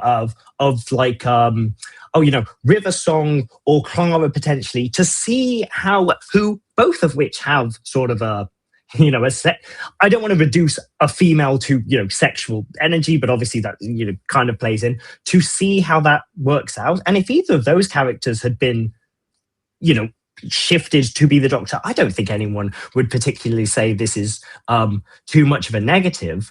But I do agree, really, that the Doctor is so far removed from those kind of stuff. I like the thing where Capaldi says, we've moved past your ideas of gender and that sort of stuff. Because, the Doctor's there to move across these big sci-fi ideas, the kind of stuff that we're really watching the show for. And God knows, while I enjoy the kitchen sink stuff, if I wanted to watch nothing but the kitchen sink stuff, I can watch EastEnders and I can go back and I can go on like an EastEnders YouTube show if I really want to. But I'm in Doctor Who because I want the time and space and that level of intelligence and those levels of discussions, not necessarily to be caught up into the other stuff, unless you're going to do a really good story about it. Now, Adam, I think the key is allegory. You want to be able to tell a story. It can have a message, but if you hit the audience on the head with a sledgehammer, it's not going to be appreciated. So the best stories that are told are those that can be done in an allegorical manner. I think audiences are more receptive to those, and you have to trust that the audience is intelligent enough to get it. I mean, that's the classic. Because that's the classic thing about sci-fi. You allowed everybody to take a breath. Everybody's got a safe space. So if you're trying to challenge my politics, do it as a sci-fi dystopia, and I am allowed breathing space to save face and alter my position slightly without it feeling like an attack on me. That's the beauty of sci-fi. When it's on the nose, you might just get a reaction from me, which then is it doesn't serve any purpose. Sorry, Adam. No, well, this is actually a really interesting thing. I was thinking about this recently. There's a great there's a David Lynch quote. He says so in an interview somewhere where someone talks about the messages of his film, and he goes, the film does the talking. And I think in a similar way, if you create a piece of art, you put across an experience, and someone has their own experience with the art, and they take away from that whatever it is that they have taken away from that. And you really, as the creator, don't really have too much of a interaction with that other than laying the table, right? But if you start putting across a message, and God knows, even if it's a message that I agree with or I disagree with or whatever, then suddenly in some way you are creating a product to put across some sort of agenda, whether or not that's a good one or a bad one. And that's, once you start productizing that within within the narrative, external from the narrative, where you're making toys and merchandise, once you do that, you get away from the core concept of what Doctor Who, what any TV, what any movie, what any art should be, and that is art as priority, not necessarily a message as priority. And that goes for anyone that's saying, oh, well, the Doctor needs, if I'm not gonna, the Doctor needs to be a man, he needs to be doing X, Y, and Z, and and that's the same as saying the Doctor needs to be a woman and she's doing X, Y, and Z, because, buddy, you're still just wanting the TV show to agree with you, no matter what side of the debate, you're on. I mean, Peter Harrington's my Doctor Who twin. We've established that. One example, Neris using Kinder holds her own as a character. Could have been male. One scream I think she had as a cliffhanger. Exactly. She was very strong. I wanted her in the TARDIS, as everybody knows. I think she was a strong, as it was, she was a strong female, and I thought that she would have been great, actually, with Peter Davison. An older character that I don't think it was great female representation to have yapping young women. Doctor this, Doctor that. You could have had an older woman who actually just said, I'm not a mug, I'm a scientist, get over it, We got that a bit with Donna Noble later on. Stefan, who does our missing episodes, hello. Do we think of the female Doctor having he's saying it as it is, huge, nice figure, and was a bit sexual. Do we think we may have taken them to them a bit more? This is it. It was Doctor Who, Adam and Christian, was in Britain after Grandstand. It was to get the dads after the sport. I'm sorry. Leela in a loincloth. We all know what they were doing. It wasn't catering for me at all. We know what they were doing. So in the end, Stefan, you're calling it out as exactly what they were doing. Is it wrong to do that now? We know shows that do. But let's carry on with this great kind of debate, because the female Doctor is an interesting one. So my source said, I have to be honest, it does sound great, Brendan. A female Doctor, a shake-up of the origin story. I mean, look, if it was the origin story of Andrew Cartmel, all the fans would have been salivating about it. Why aren't they salivating about this? Well, I would argue, Christian, it is purely the execution and rushing it through. Yes, COVID foreshortened a few things that may have played out. We never will know. But we got what we got. And I think you can only play with the cards you've got. And if I was the showrunner, I would have thought, I think he had enough concepts, Christian. It's just he decided to throw too many at the screen and hope some hit. And, he had the division. He had that whole flux concept. He had the female Doctor. He had the fugitive Doctor. I mean, he's got a lot there to sell. And I would have thought a great storyteller, which I thought he was supposed to be, would have enjoyed unfurling it, classic Doctor Who, slowly, feeding us, tempting us, making us want more. Well, that would have been very effective. For example, what if part of the appearance of Jodie Whittaker had been the fact that the Doctor is aware that this rarely happens, that there had to be a reason that the Doctor, for the first time in our memory, shifted genders. But there was a reason why within the construct of Time Lord culture. And you come to find out that the division is a part of this. And over the course of each story, as the season moved along, you were uncovering bits of it until for the finale of that season, it was finally clarified. And you had the revelation that, in fact, the fugitive Doctor had appeared before Hartnell and was the first one. And perhaps if they had played with that effectively and drawn it out, it was well written and the Doctors were compelling, the audience would have been more receptive to it. But that's not what we got. It's, as you said, they threw bits and pieces hoping that each one would take off. And by the time they got to the end of that first year, they're saying, you know what? None of this stuff is hitting home. We see, Adam, this is the other thing that my TV producer friend keeps telling me. He said nowadays TV, they are making it for TikTok, for social media, for clickbait. So in the end, it's not really a substantial story. They're just hoping for moments. I was told, sorry, I wasn't told. I actually saw it. If anybody watches Kate Phillips, Chief Content Officer for the BBC today, in charge of all content on the BBC, who is in charge of writing the invitation to tender pitch for Doctor Who, she said every show needs its goggle box moments. Now, yeah, I think I could say, for example, in Classic Who, those are the cliffhangers. Those are those little moments. So yes, in a way, I kind of agree. But I actually was engaged building up to each cliffhanger, for example. I don't know, Adam. Are we now just not really expected to enjoy the story, but just enjoy little goggle box moments? I think recently that's been a take that's happened. I know RTD said a similar thing about it. You just hope to make content that goes viral, and God knows, is that a death knell in anything, if you ask me. I think something I want to go back to really quickly that Christian said is like the reason you would regenerate into a female Doctor. And I don't want to, you know what? No, I do want to do it. I'm going to get into no, the show explains some stuff. Okay, because in the thing of the only reason I disagree with that is because in the show, you do get a kind of motivation that the regenerations do happen for a reason, but they happen for like a sort of a character-based reason, right? Like Christopher Eccleston comes in as someone that's just come out of the Time War, and that's why he's the way he is. And then he turns to David Tennant because Rose kind of fixes him a bit, and then he becomes someone for Rose. Then he gets a bit too serious, a bit too Time Lord superior, and he turns into Matt Smith, and he's all a bit autistic and gimmicky, and we love that for the reason. Then he's become too old internally. He's 1,000 years old or however long it's been, because God knows Moffat likes making the oldest Doctor, and then that all shows on his face as Peter Capaldi.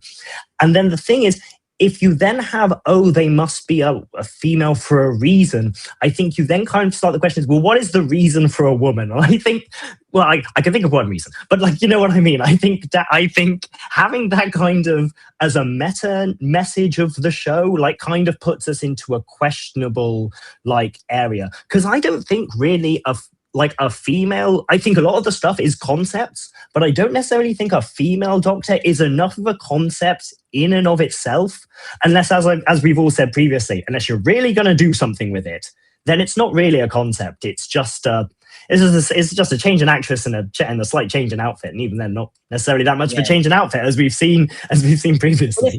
I mean, hold your thought, Christian, because I want to throw this in. We've got a female Doctor, how it could have been depicted. Was it a good concept and it just didn't land very well? We've mentioned Leela, and I have to say, if I throw this in, and I'm going to ask both of your opinion quickly, is this depiction of females now, is it out of order? So in other words, you can't have the female Doctor in this situation acting this way. I'll show you what I mean. You incompetent fool! She substituted herself for the woman I had found. My rats will dispose of her. Made too many mistakes. You have failed me! But until I have the Time Cabinet, never escape from this hideous condition! I would lay down my life in your service. You are dismissed, Lee Sin. Let me find this Doctor. Let me strike him down.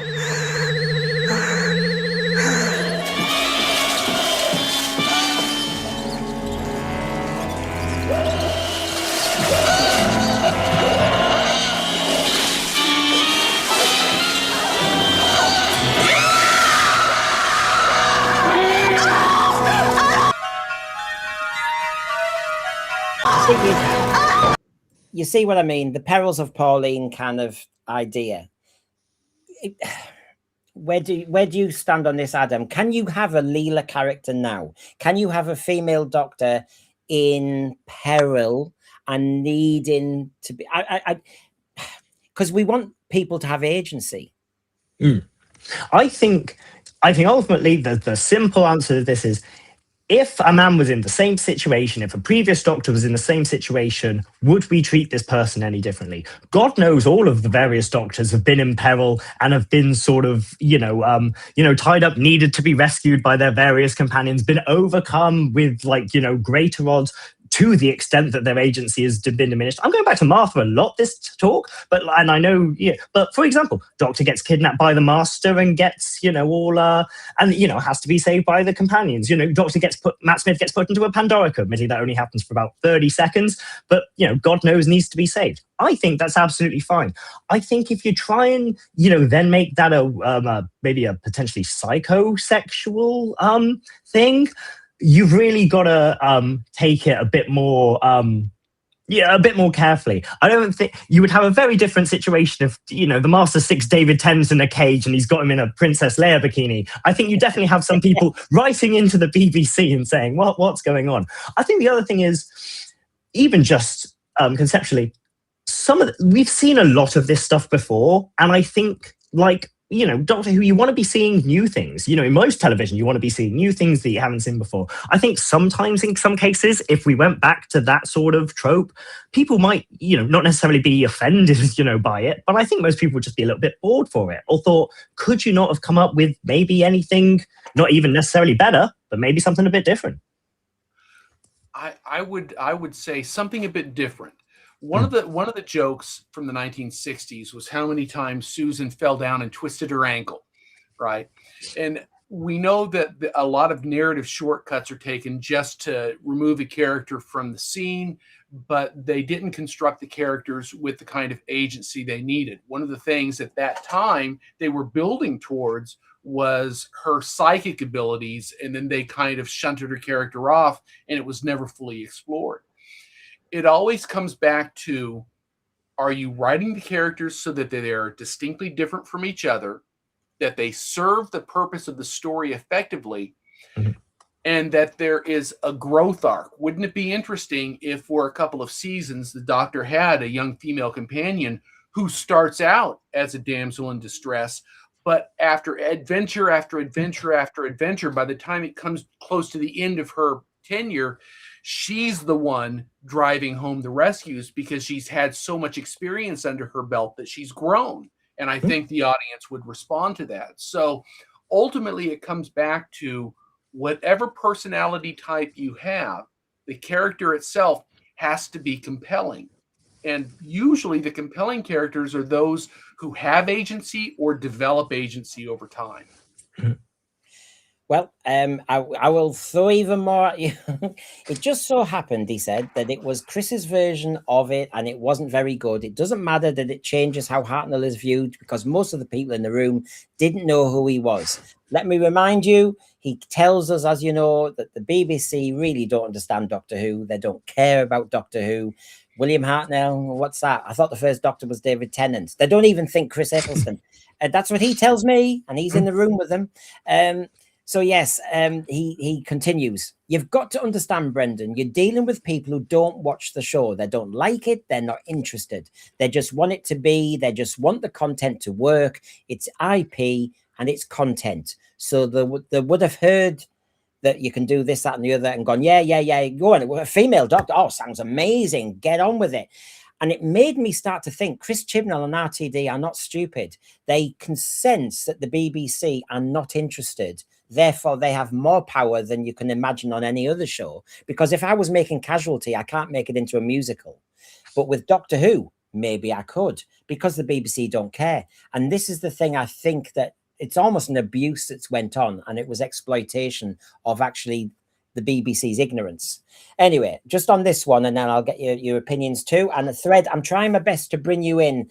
You can see I'm bringing you in and not reading you out necessarily, but just to keep the debate flowing. So my source continued, because it does sound good, Brendan. Remember, Chris had just come off Broadchurch. He was the hottest property on TV as a producer. If I was in the room, I would have said yes to him. I would have said, brilliant, amazing, go for it. Sounds great, because it does sound great on paper. It sounds fantastic. We're going to have a female doctor. All right, it's about time. Go for it. I mean, Christian, I'm not a media producer. I'm not a media executive. I'm not a custodian of an intellectual property. But surely if you are, you need to ask a few questions and not just go, oh, I think this is the latest gizmo, off we go. Or is this how the media work? Well, you want to be able to effectively monitor an IP that your studio is in charge of in order to maintain its integrity going forward. We've had this discussion before. If they decided to bring in a toxic principal, a toxic head teacher to an academy, they're just the stewards of that academy for a few years, and they can make some decisions that do incredible damage to that school, that institution, and you don't want that happen. You don't want that to be the legacy. So if you're in charge of an IP, you've got to do your homework. And if you yourself are not familiar, you've got to commission individuals who are familiar to do their homework to make sure that whatever is crafted is marketable. And this is one of the marketing. This is one of the things that drives me absolutely nuts. I go back to Star Wars. I'm a dinosaur.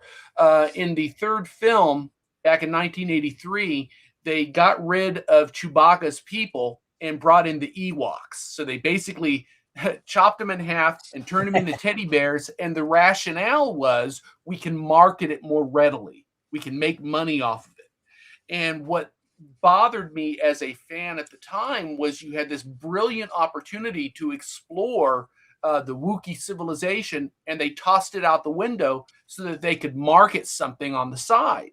And they actually damaged the property as a consequence. Make sure that if you are the steward, you know what the hell your stewardship requires of you. And if you can't do it yourself, find somebody who can.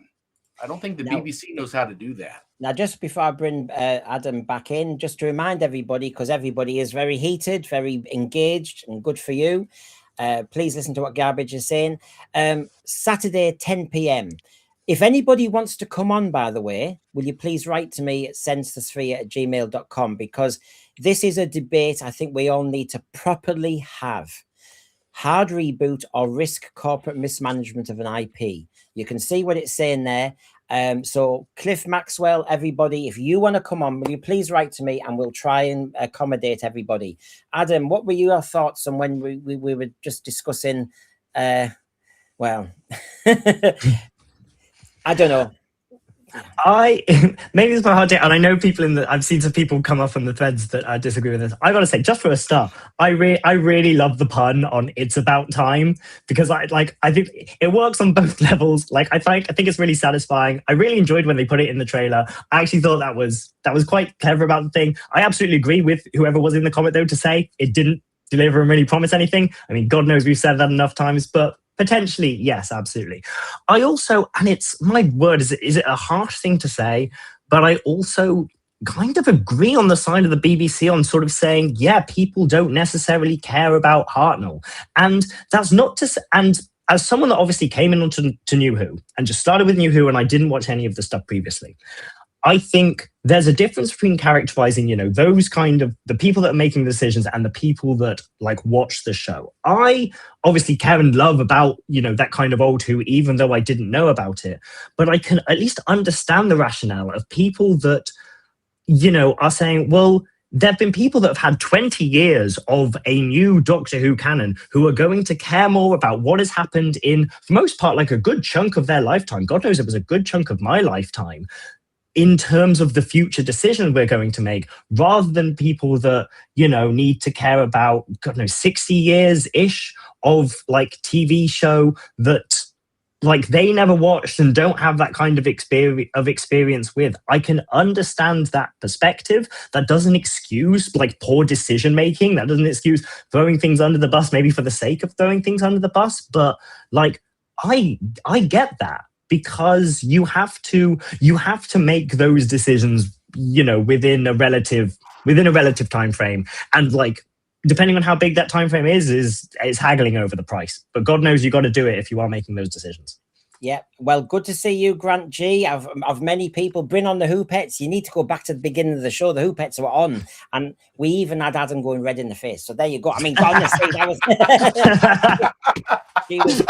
You need to check out Grant G. You need to go back to the beginning and Mefanry Stroke of the Celestial Siren. I think you need to check it out. They've been on. They're naughty. They're in bed now. So the source continued. If anyone can do it, Chris, you can do it, right? This is the BBC. Everyone would have had faith in him to do it. They wouldn't have realized he would have put her in a clown's outfit and Jodie would have played the character like a sort of male. I mean, there's nothing very feminine about that. Now, this is my TV producer. He's in that world. He talks to them all the time. He's saying it there, Christian, clown outfit. And I know Jodie picked it, didn't she? And I don't know what she was trying to do. I mean, he does elaborate and say she was trying to do a female version of David Tennant. And normally the doctor, the actor after each one tries to be very different. So Peter Davison was very subtle and quieter and mellower, but very clever compared to bombastic almost Tom Baker at the end. We were always trying to be different. Why are you trying to be like your best friend from Broadchurch? I would have thought that's suicide. But basically, Chris Chibnall could have said, no. Not that one. Not that one. That's the discussion. I mean, I don't know, Christian. I mean, I do think the outfit was part of it because I saw the interview. I did see a bit of the Universe show with Jo Martin, and she was talking about, she said, I didn't know how I was going to show the difference in the Jadoon episode between Ruth and then when I'm the fugitive doctor. She said, I was a bit worried about, will I show a massive change? And she said, and as soon as I put the costume on, she said, oh my God, it makes me stand different and everything. She said, I was the gaffer and it worked. But Jodie was almost wearing stuff for the summer and it just looked as though it reminded me of some of the female teacher staff that suddenly they come to work and you're going, are you wearing anything? You know, I'm in a 3-piece suit, absolutely maffed in, as we say in the Northeast. And meanwhile, you know, some of the female staff are kind of, whoa, really? Are you going to wear that in front of the kids? Gee, God. You know, and I just think, what were we doing? So I agree with the TV producer here. Why did she wear that?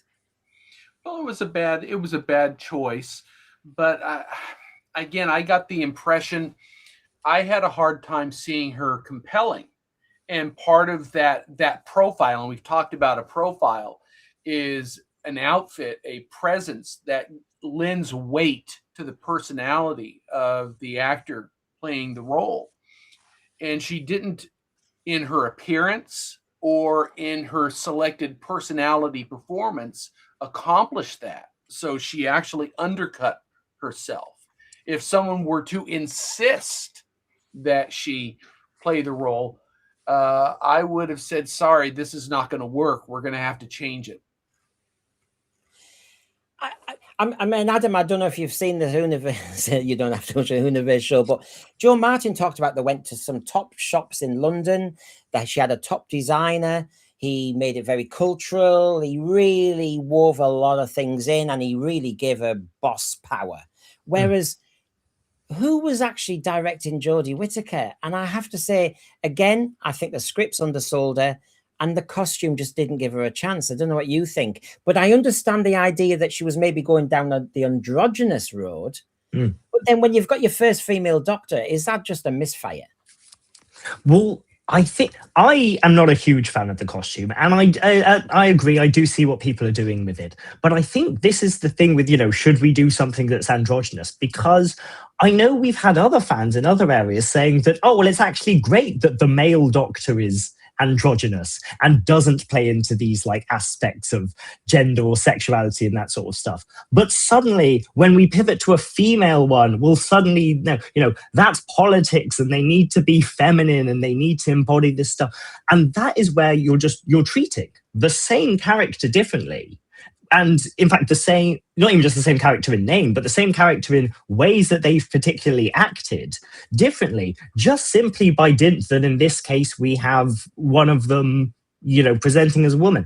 I don't mind which area people want to take, but I think it shows that you get a split, that you're never going to be able to make all the fans happy, right? If you had, you know, Jodie particularly dressing particularly femalely, whatever that means, you'd have people being like, well, why doesn't she look more, androgynous and alien and all of this sort of stuff? And if you had to, as we've seen, too androgynous, then people being like, well, she's a female doctor, why isn't she more female? The fans can duke it out. We can have a weird civil war about this. But again, it's certainly for me, it's not my major issue for it. So I got to say.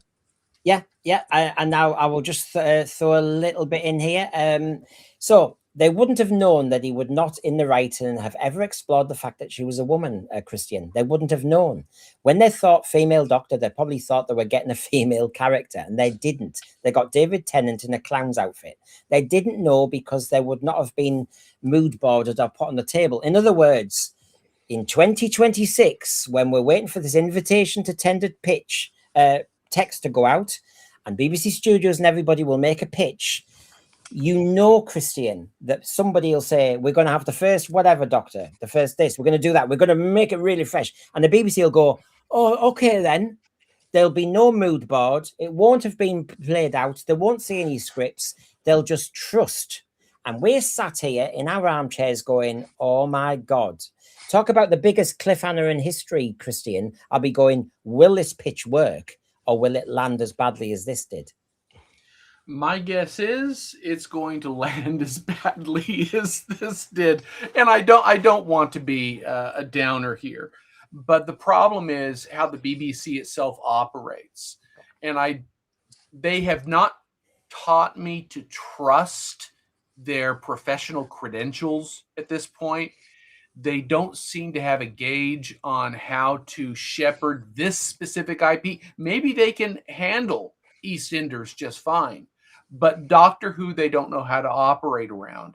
And that therefore I don't know that they understand how to look over the pitches and look over the incoming ideas and make sure that whatever ideas are presented aren't misfires. One thing you can be certain of is that if something radical is tried, you're gonna divide the viewers.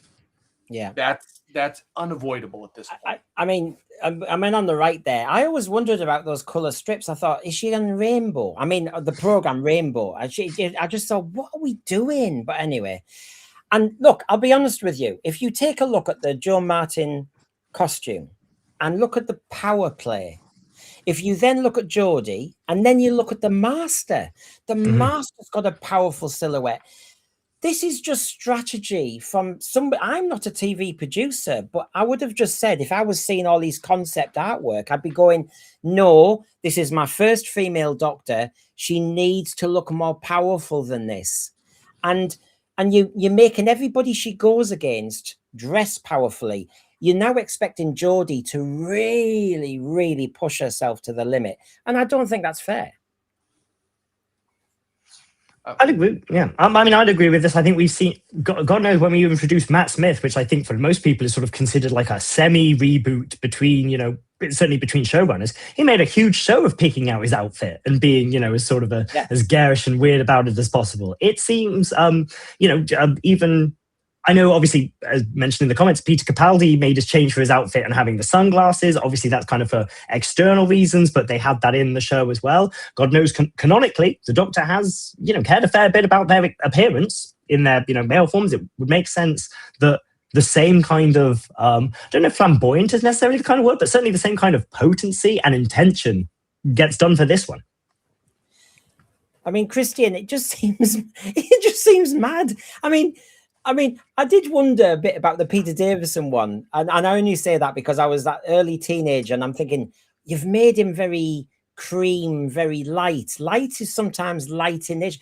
Sylvester McCoy learned that. Remember, he darkened his jacket.